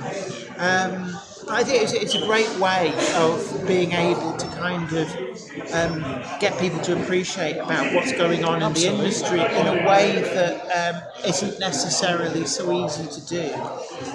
In just sort of, It's fascinating. There's so much stuff coming through from different manufacturers. yeah. And I mean, this new tooling is just the latest of a few toolings that we're going to announce this year. And how far into development is this? I mean, is it quite well advanced? You're talking about you've got samples. Are they EP samples, decorated samples? What? So these are decorated samples. We're going to see if we can change bits for it. So obviously minor things at this stage can be changed.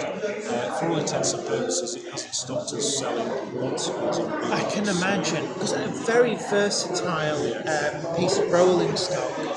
And I know for many years people have been clamouring for even just for a rerun of Stove R models. So there's definitely a demand there for the 6 wheels parcel stock, which is just something a little bit different to run in rakes, because a lot of the rakes for the parcels traffic was actually very eclectic. I've seen photographs where There was a real mishmash around it. That's the SRCCTs, GBs, there's the early sort of Thompson stock. yes, yeah. I like the Stania 50-foot ones as well. A lot of them were quite late lasting. So, and also some of the old fish vans were kind of displaced into parcel traffic. And these would actually run all just higgledy-piggledy in a train. So it's a great opportunity to have quite an eclectic mix. And I know a lot of people like to have examples from lots of different styles of items of rolling stock. It's a great opportunity for that. Have you got other announcements coming this year then with exclusive models? Yeah. Obviously not asking you to reveal what they are, but we're just finalising some bits and bobs at the moment. A couple of months or something.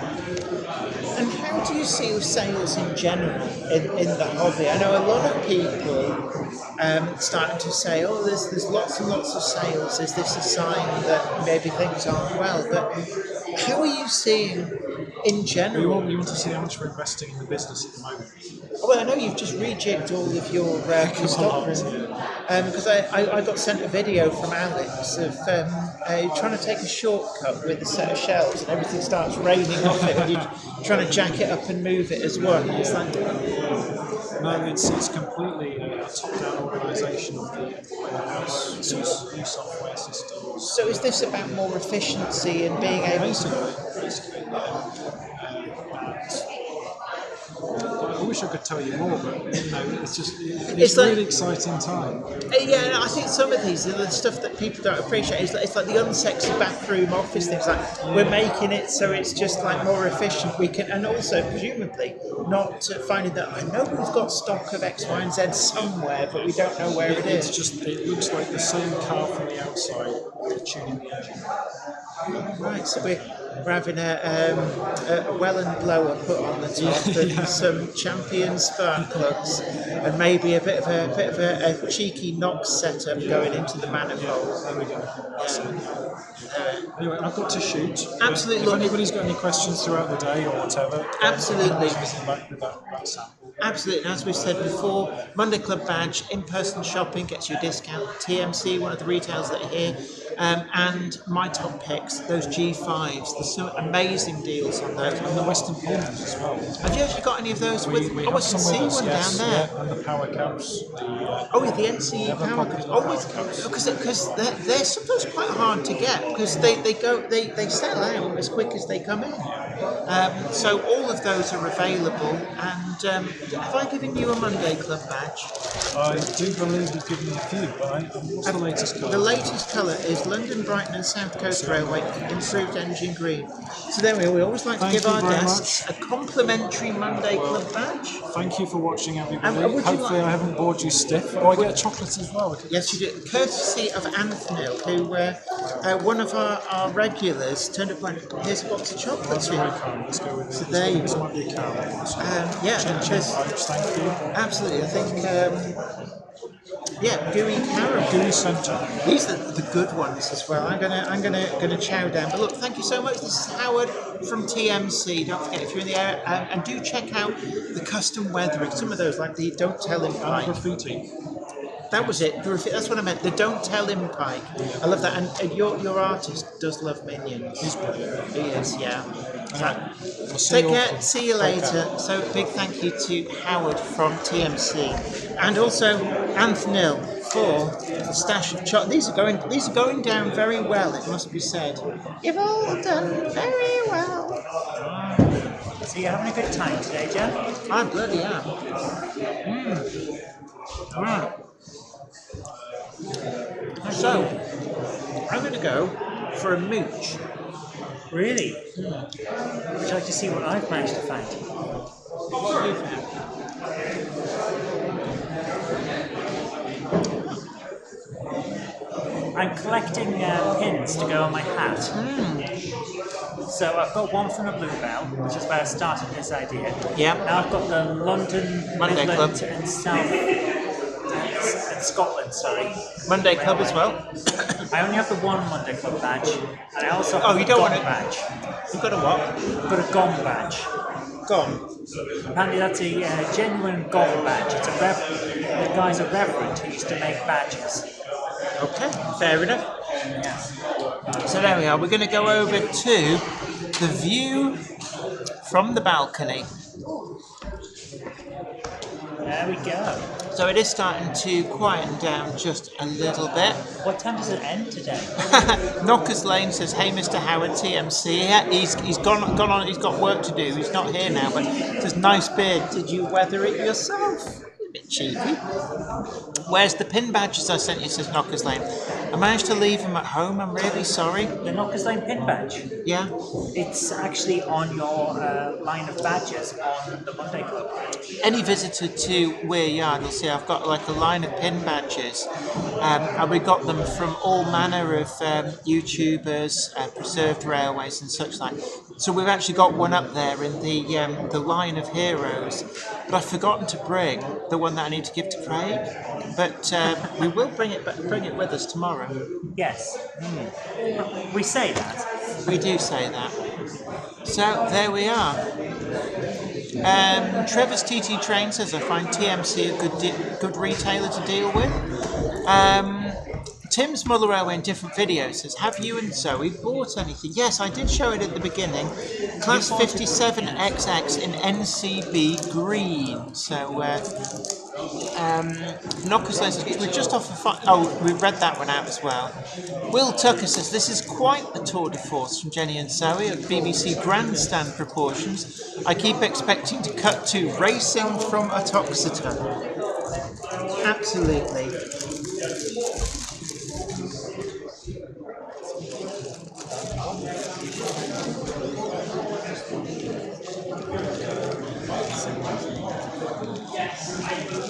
It's made of foam. Right. Oh, I'm just enjoying the fan. Hello, Scanman, our correspondent from Montana. No Chinese spy balloons today, but it's great to see you. Hope you are well. Always a pleasure. To the question of whether we've bought anything. You bought a locomotive. I bought a pin badge and some clotted cream. Oh, that's all yours. I think I'm all sugared out. I am not, but I will be once I've eaten all this. Will Tucker asks, what happened to Bachmann's new Kinesis DCC system? Was it ever released? That's an interesting question. I think it was. Certainly they've got the Kinesis Theatre on tour still. I don't know if it's actually out. I must admit, I'm quite happy with my NCE. So I'm just going to wait for the cupboard monkey to come back, and then I am going to go and frisk the trade again. See whether anything new has been put out. But there's plenty on offer here. Ham Shackleton says, afternoon, Scanman. Afternoon to you.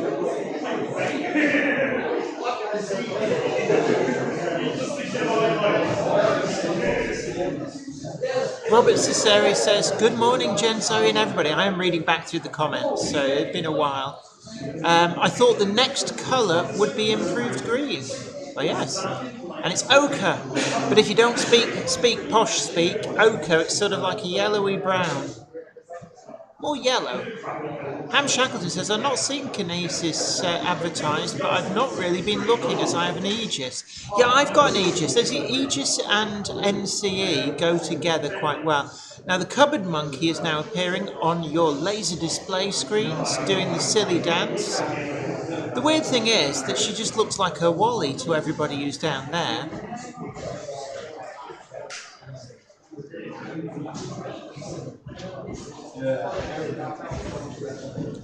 Scanman says, I wish I could be there to do some shopping therapy. You should come over and visit. There's so much on offer here in the UK.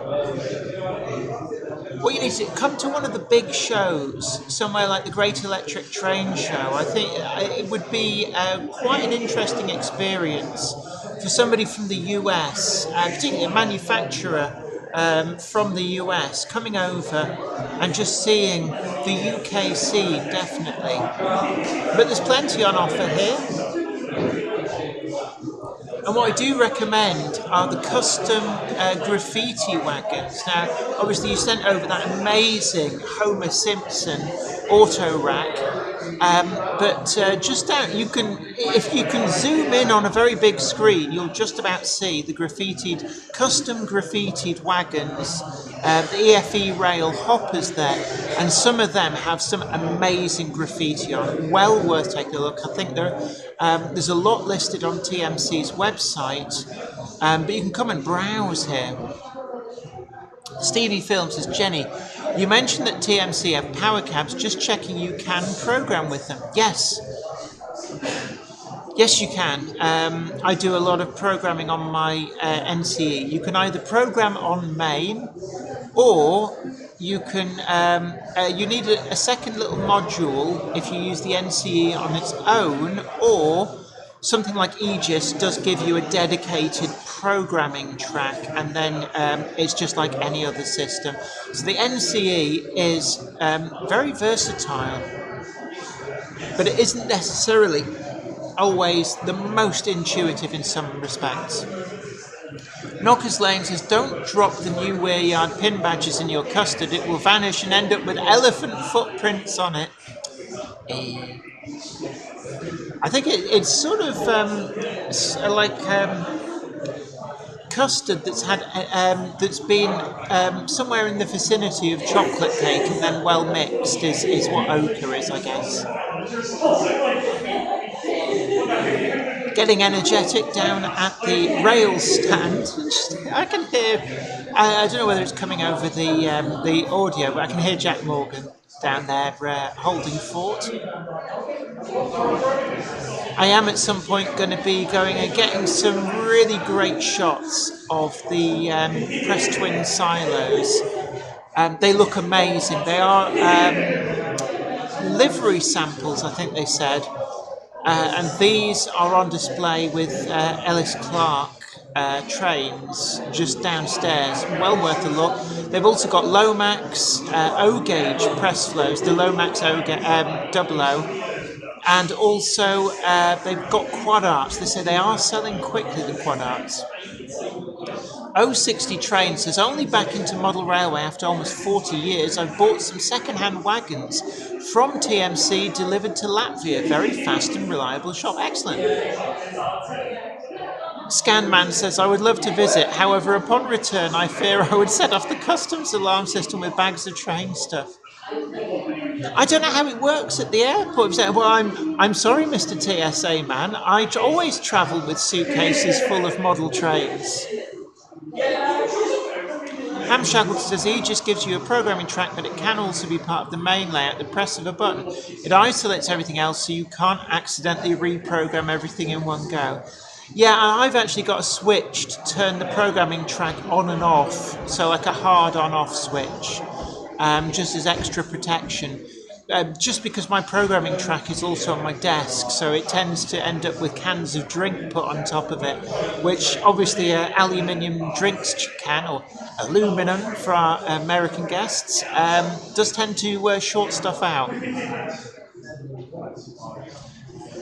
Ham Shackleton says, I did that too for insurance.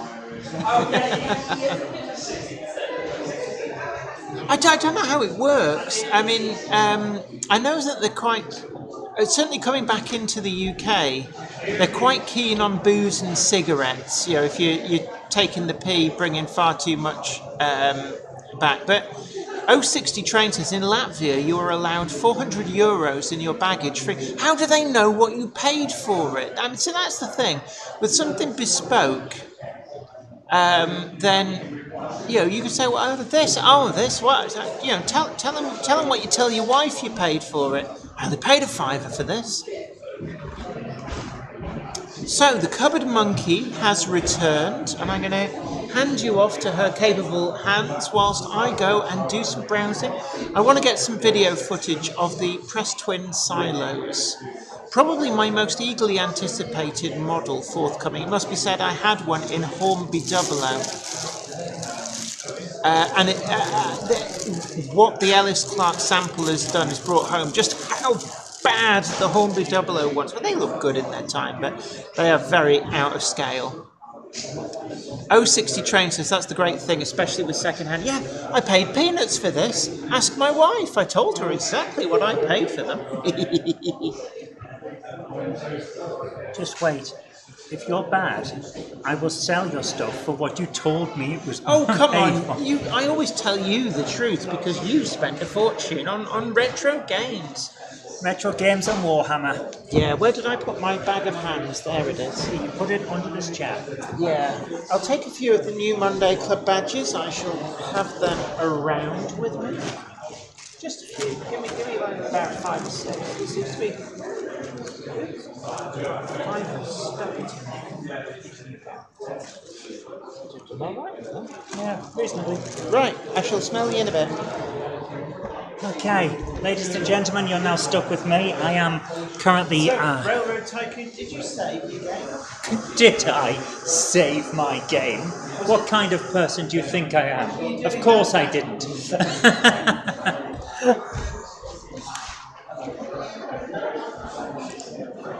Jen asks me if I saved my... my game as if I was someone who could manage to successfully play Railroad Tycoon. Oh, God. Don't drop the new Weir Yard pin badges in your custard. It will vanish and end up with elephant footprints on it. That is an amazing mixture of metaphors. Oh my goodness. So, ladies and gentlemen, it is incredibly humid here now. I am actually legitimately struggling. I hope that you're all staying safe in this weather. Please do stay safe. Oh my goodness. I'm just... Wow.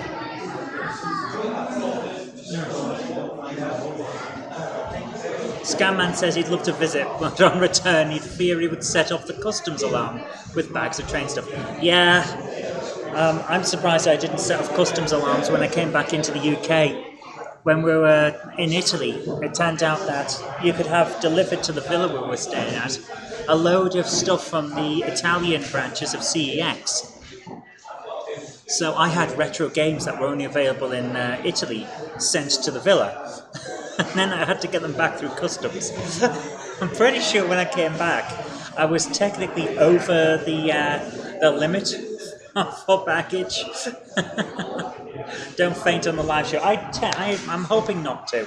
I've got a fan on me, but I am struggling. It is that bad now.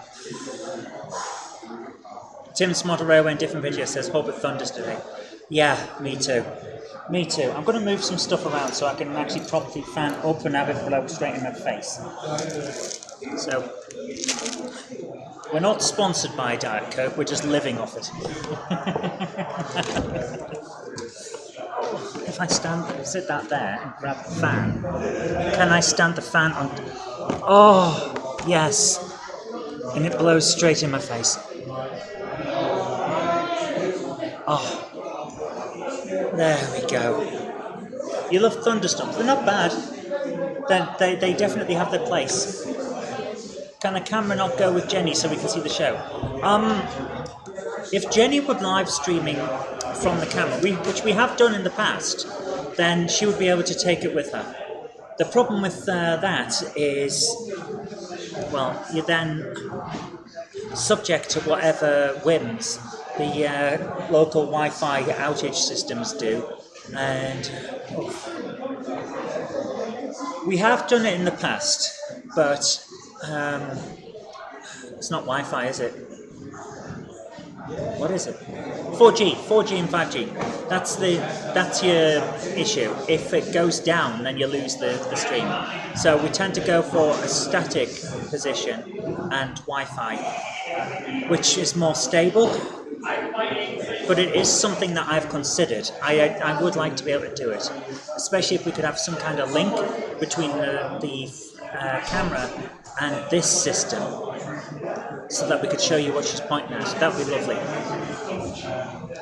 The trouble with humidity and heat is you can't take any more layers of clothing off to cool down in public. Yeah. Peter Joyce says, you were trying to log in with a smart TV, but it's updating. Oh, I'm sorry to hear that. Oh my goodness, you're sitting watching me melt as you pedal away on your under-desk exercise bike. Nice. Always a worry with ham radio. Yeah, it is a thing. We've managed to get the outdoor broadcasts fairly stable, which was my big plan for the next step for the shows. So we can do these shows out and about, which is exactly what we wanted to do. But what I want to do after this is connected cameras that can be moved around. So one that Jen can take and show us the place would be one of the things. But also, I want to be able to put a camera onto the layout and have it go round on a train. So while we're talking on the Monday Club, we can have a camera go around Weir Yard. Or if we're out and about at a show, and we can find a layout that's big and interesting, we could put a camera on that, let it run around for 10 minutes, that kind of thing. Things like that. That's the next step. I haven't worked it all out yet, but that is the next step. So we're still on the move for that. But before we do anything else, we've been chatting for a while now, so I thought it'd be a nice time for us to have a nice word from our sponsors. So I'll be back in just a few minutes. The Monday Club is proudly sponsored by TMC, the Model Centre. Check them out at themodelcentre.com. The website features extensive stocks of new models as well as selective pre-owned items where you can track down that bargain you've always wanted. Pre-order with confidence all of the forthcoming models from all the manufacturers. TMC also offer a renumbering and renaming service so you can get the exact identity of locomotive that you want. Why not also check out their value weathering, or go for something incredibly special with their bespoke service where you can choose from a more extensive weathered look right through to custom graffiti either off the peg or to a design of your choice. Check out TMC today at themodelcentre.com and start your model journey. A big thank you there to TMC, the Model Centre, for sponsoring the show. Always have a look at their sites for custom weathering, second-hand, brand new models as well, and of course their graffiti service, which is fantastic. So Aaron Phil says he's not having a problem with the heat because his triple glazing keeps it out. My goodness. Okay, I'll have a look into that. But what is very interesting is what Ham Shackleton's suggesting. Train cameras using model aircraft systems. I like that idea. I'm going to have a look into that. That sounds like a good thing. So I will look into that because that sounds like the kind of thing that we could get to work on the computer relatively easily, and perhaps we could actually get the roaming cam, as we would call it. So Jenny is currently down here. We can see Jen doing her usual thing of holding court while prodding boxes. And we've got a new body up here with the... the camera's gone again. There we go. So just off to the side, hello there to Zantec. How you doing? I'm alright. How you doing? Not so bad. Excellent. Have you had a good day? Yes. Excellent. Although hitting the hip faces begin to be annoying now. Yes, I can imagine the humidity's not doing you any favours on that. Damp almost. Yes. And the fact that I've been walking around all day. Yeah. It's going to take a toll. It's nice to actually sit down. Yes. Oh my goodness. It's nice to be able to get the fan on me. Jen has been hogging this fan for hours, so I've been sat melting in a corner like a git. So what have you been picking up? Subscription to BRM magazine. Oh, very nice. Does that mean you got the bag or whatever that they give away? Oh, a Nissan Hut. Oh, that's very nice. You're gonna... Yeah, I know where it's going to go. Yeah, but once you've built it, you go, I've got just the place. Or I'll keep that for later when I can go, I've just got just the things. I just like making them sometimes, it's just fun. It's a nice little meditative part of the hobby. Got loads of layouts over there somewhere. Dead Man's Lane. Oh yes, the big one at the back. Which is actually a place in Dog. I couldn't tell you, to be honest. Dead Man's Lane's local. Right. So I'm just going to bring that up on the screen. This giant one at the back that you can just about see, that's the one we're talking about, Deadman's Lane, which is rather big, isn't it? It's double O, isn't it? Yes. Yeah. I can tell it's double O because from the distance we are, those trains are just slightly larger than N gauge. I've seen on the forum somebody got a double gauge layout and you put a little loop of the T gauge into 6125. Oh, that sounds nice. You put double gauge figures in the train as if for this little ride on miniatures. Oh, that is cool. I like that. A ride-on railway on the thing. I spy an iron horse as well, PN trains. Oi, Iron Horse! He's not listening to us. It's terrible.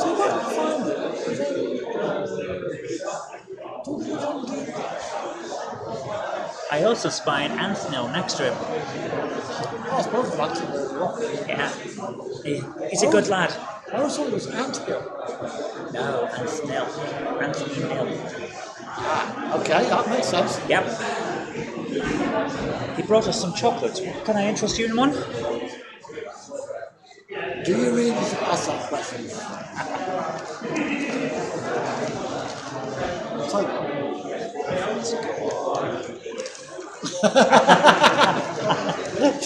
Jen would fight you if you tried to take it. She would be after you like Speedy Gonzales.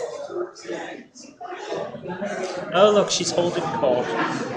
You see, this is why whenever Jen says she's going to be gone for half an hour, she takes 2.5 hours. And I have to admit, I have no problem with it because being at shows and talking to people is exactly what we're here for. But she always says, I'm going to be gone, I'll be about half an hour. And we both know that's a lie.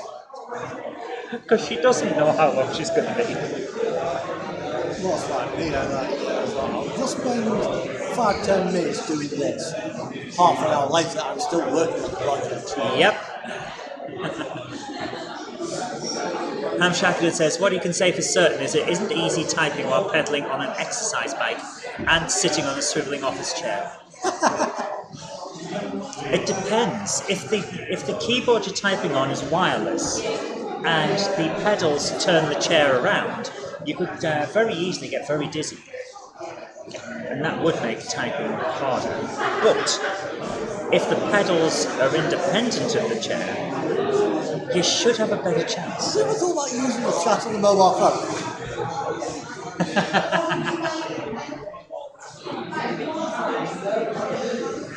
Now I have this weird idea in my head of a virtual reality bike tour, and you'd have to sit on an exercise bike with your VR helmet on and pedal around. Peloton, they did it. Oh my goodness, I was joking. They actually made it? Yeah. They didn't have the VR headset. You had the monitor in front of you. Oh, it's not the same. It's not. If I can't get eyes straight and make myself motion sick, then it's not worth it. What you need to do is couple the VR to the headset. So when you stop pedaling, the screen's going black.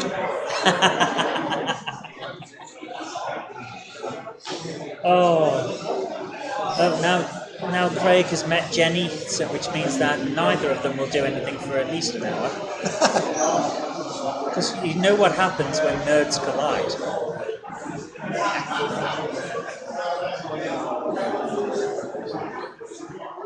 I still can't get over that VR train sim not working when we all went to... Did you finally get that work?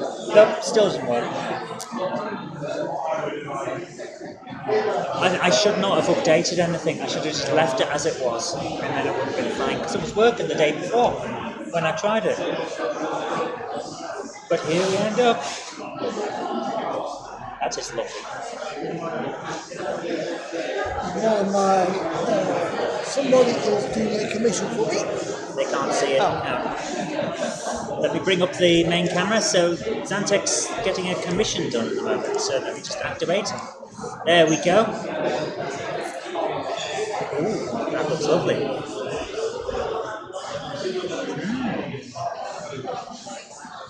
So I'm terrible with identifying the different types of diesels. Or is it electrics? EF210. Japanese electric locomotive. Right. 1500 volt DC, 246 gauge. So that's Japanese, but isn't that a British livery? Yes. Right, that's the custom bit? It's a case of why not? I get there in the end. I'm not as green as Ann Cabbage. That is a hell of a paint job. Was that a decal? That would explain I can take that little logo there, put it somewhere, be like, is that a class 90? You see, I can't tell the difference between a lot of electrics because they all have a similar look. I'm glad you said that rather than me. They look good as well. I think you showed me this earlier on. They are very nice. They look very similar. People are going to shout at me in the chat. I know you are, and I kind of do it on purpose. I'm saying they all look the same, but they do. It's like convergent evolution. You get to a point where it's efficient, then you stick with it. Just reply It's after like that. the horns on these are proper. Oh, nice. The horns on the EF210. It's like a choo-choo. Very That's soft, not the very same. almost like a steam whistle. Actually, that's all right then. I like a steam whistle. Steam whistles are okay. I could go with that. It's like the simple single pipe steam whistle from 08. Yeah, I could go with that. Very understated, very like, excuse me, I want to go through. Oh, I can't have an unstated whistle. If you've got a train, it should be like, get out of the way. Oi, move. That's what the whistle should be saying. Because these things are big. American ones are like Nathan Airchat K5RAs. I like the American one. They are a proper get that out of my way. No, none of this polite, excuse me dear, could you possibly step aside? It's like, oi, move. It's a train, it's not a pedal bike. Oh my goodness. So hasn't this been a lovely... I tell you guys, if you haven't been yet, it's on tomorrow as well, come along. If you haven't been yet, the atmosphere here is very calm, very happy. Everyone seems to... Well, yeah, hot and humid is a thing. But very calm, very happy. It's very relaxed. It might be a smaller event, but it's split over several areas, so it doesn't feel like everyone's cramped in. We've had live music outside. There was a couple of guys with acoustic guitars on a little stage in the garden. That was nice. I will walk 500 miles, but yeah. No, I bloody won't walk 500 miles, not with my head. I'm not walking 500 miles. I'll get in a car and be transported. That's the sensible thing to do. Bit too far for you to go. Fair enough, PN trains. But of course, you can experience it via the Monday Club Live on tour, which is always here for you. It's one of the things that I love. And the burgers from DCC Concepts. I've heard very good things. Heavenly burgers. Let's jump back to the balcony view. So They will turn somebody who's a vegan into a very much a person who's not a vegan. Not me. I, for one, will forsake this idea. Oh.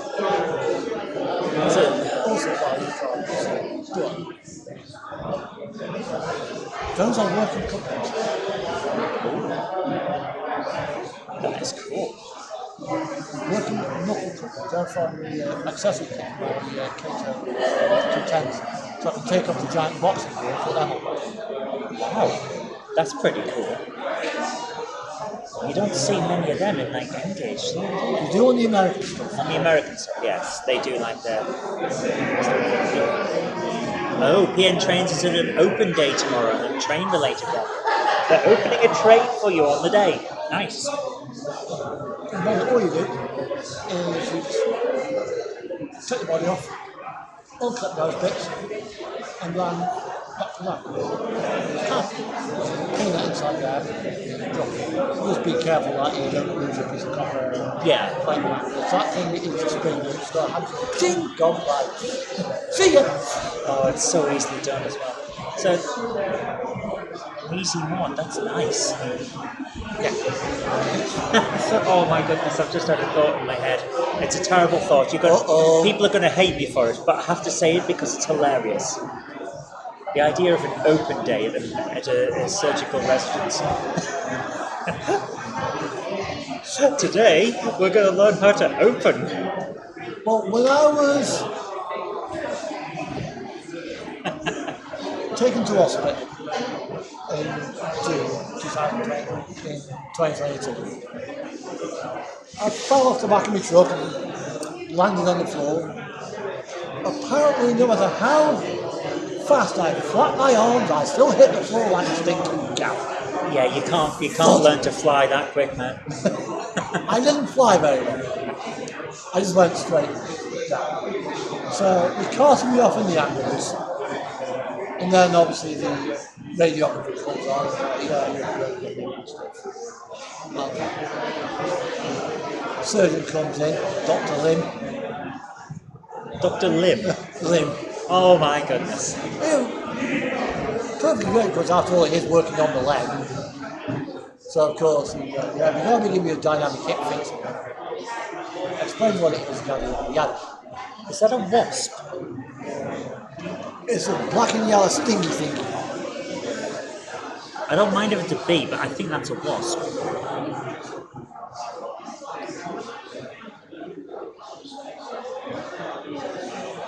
That's the sugar. Well, it's not going to find any sugar because that's zero. Coke zero. Okay, we've got And then the anaesthetist comes down. And he comes to me and goes, I'm the anaesthetist and we'll be giving that to you, alright? Explain. So I've just noticed Ponce at 37 Dave. Hello. Excellent choice in hoodies there. Fantastic. What's it say? Game Hammer Classic Gaming. Oh, okay. I approve. And it's like, we'll be giving you an epidural. So I looked at me, what do you mean you'll be giving me an epidural? I played a bit dumb. Deliberately. He goes, it's what we're giving William on the back of the childbirth. Yep. I said, well, you put it in your leg, so you'll be completely awake and you won't feel a thing, he says. If you're operating on me, I don't want to be awake. Do you have any questions, he says. Yeah, can you knock me out, please? I goes, yeah.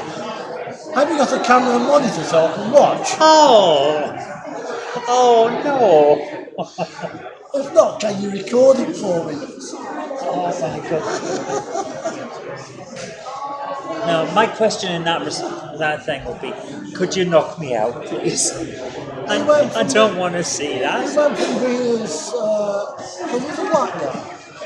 He went from being black African complexion to embarrassment tomato red complexion in an instant. And he's trying to hold his face up to not burst out of laughter, but unfortunately no. Alright.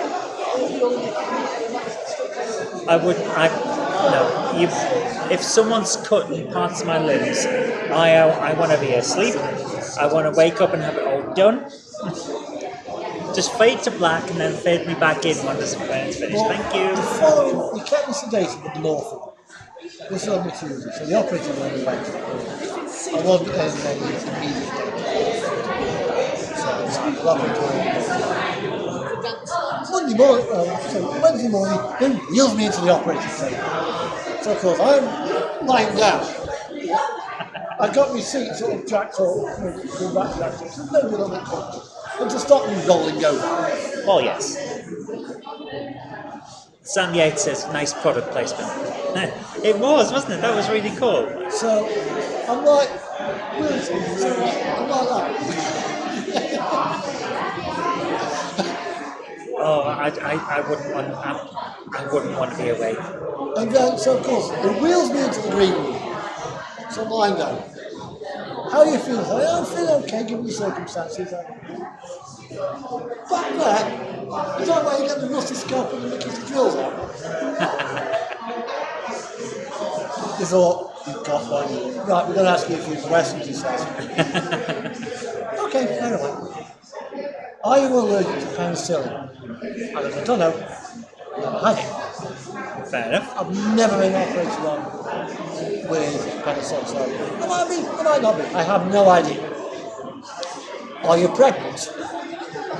They've got to ask. They've got to. Who do I sell the story to? The New York Times and the Sunday Sport?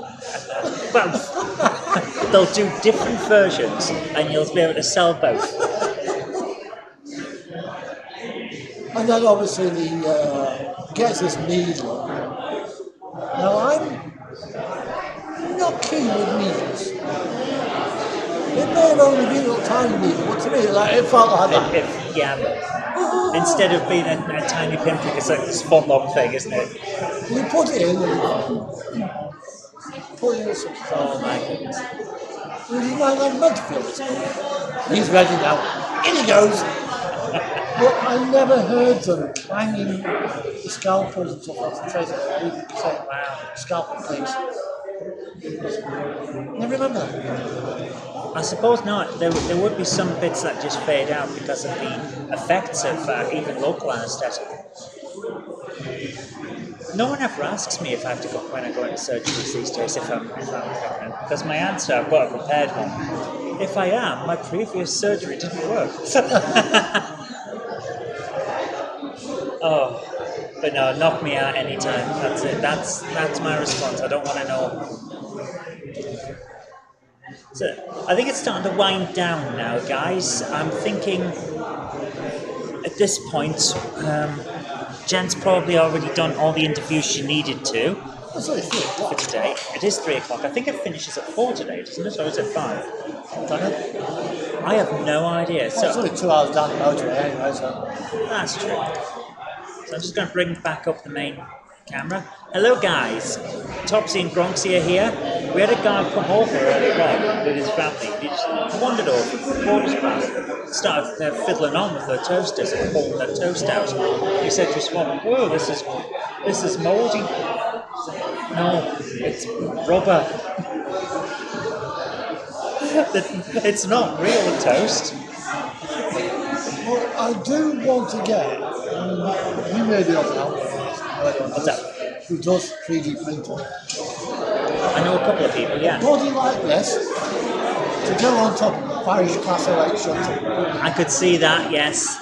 Does anyone know, or is anyone able to make a toaster that would, a toaster body that would fit over the chassis of a Graham Farish, Over the actual body. over the actual body of a Graham Farish Class 08? Because that would be so cool. Rubber toast, we live in the future. Well, that's the thing, it's movie prop toast. If it wasn't, we'd have to make new toast every week. It's foam, it's rubber. I believe it's expanded rubbery foam. And it's the type of thing you use in the film industry so that it doesn't make a noise when you're on camera, and then you can dub in whatever noise you want later. But it's got Gronk It Up written on it. Which I thought was rather cool. I do actually want to actually help with toast. That would be so cool. So yeah, if anyone knows anyone who could create a toaster with toast in it that would go over the top of a Class 08, that would be so cool. We'd love to hear from you guys. Both in Engage and in Double O. Engage in 00, if it's possible. Let's make it happen. Let's do it, man. That could be the next Monday Club. That would be so product. fun. That would be so fun. I would love it. Right, guys. Complete with googly eyes. Yes, the googly eyes necessity. Right, guys, it's coming up on 3 o'clock. I think it is another hour at least, so we've got a bit of time left. If you want to get down here and join in the festivities, there is still time, unless you live a long way away, in which case it's not, but it's always tomorrow. Would have loved to have been there, says Knockers Lane, alas, far too far from your place. Yeah, I think you're down south, aren't you? No excuse. A quick run and a jump. You could get here. A hop, skip and a jump. Yes, new from the psychedelic model range. Toast. Class 08 toast. But yes, I think we're going to wind down now and say thanks for joining us. So at this stage, we're going to say, I hope you've had a great day. Where's the camera's just at work probably at the moment. The heat is starting to affect it. The cameras are starting to be a bit off. You're in the southeast, it's too far. Oh, that's a shame. But again, we're here to help you out, so you get to experience it along with us. And that's what we're here for. But guys, we'll be back tomorrow. So same bat time, same bat channel. I hope you have a great evening. Have a great evening. Take care. Happy modelling, and we'll see you next time. Is that with or without the fake kapow and kaplop icons on the screens? With, definitely.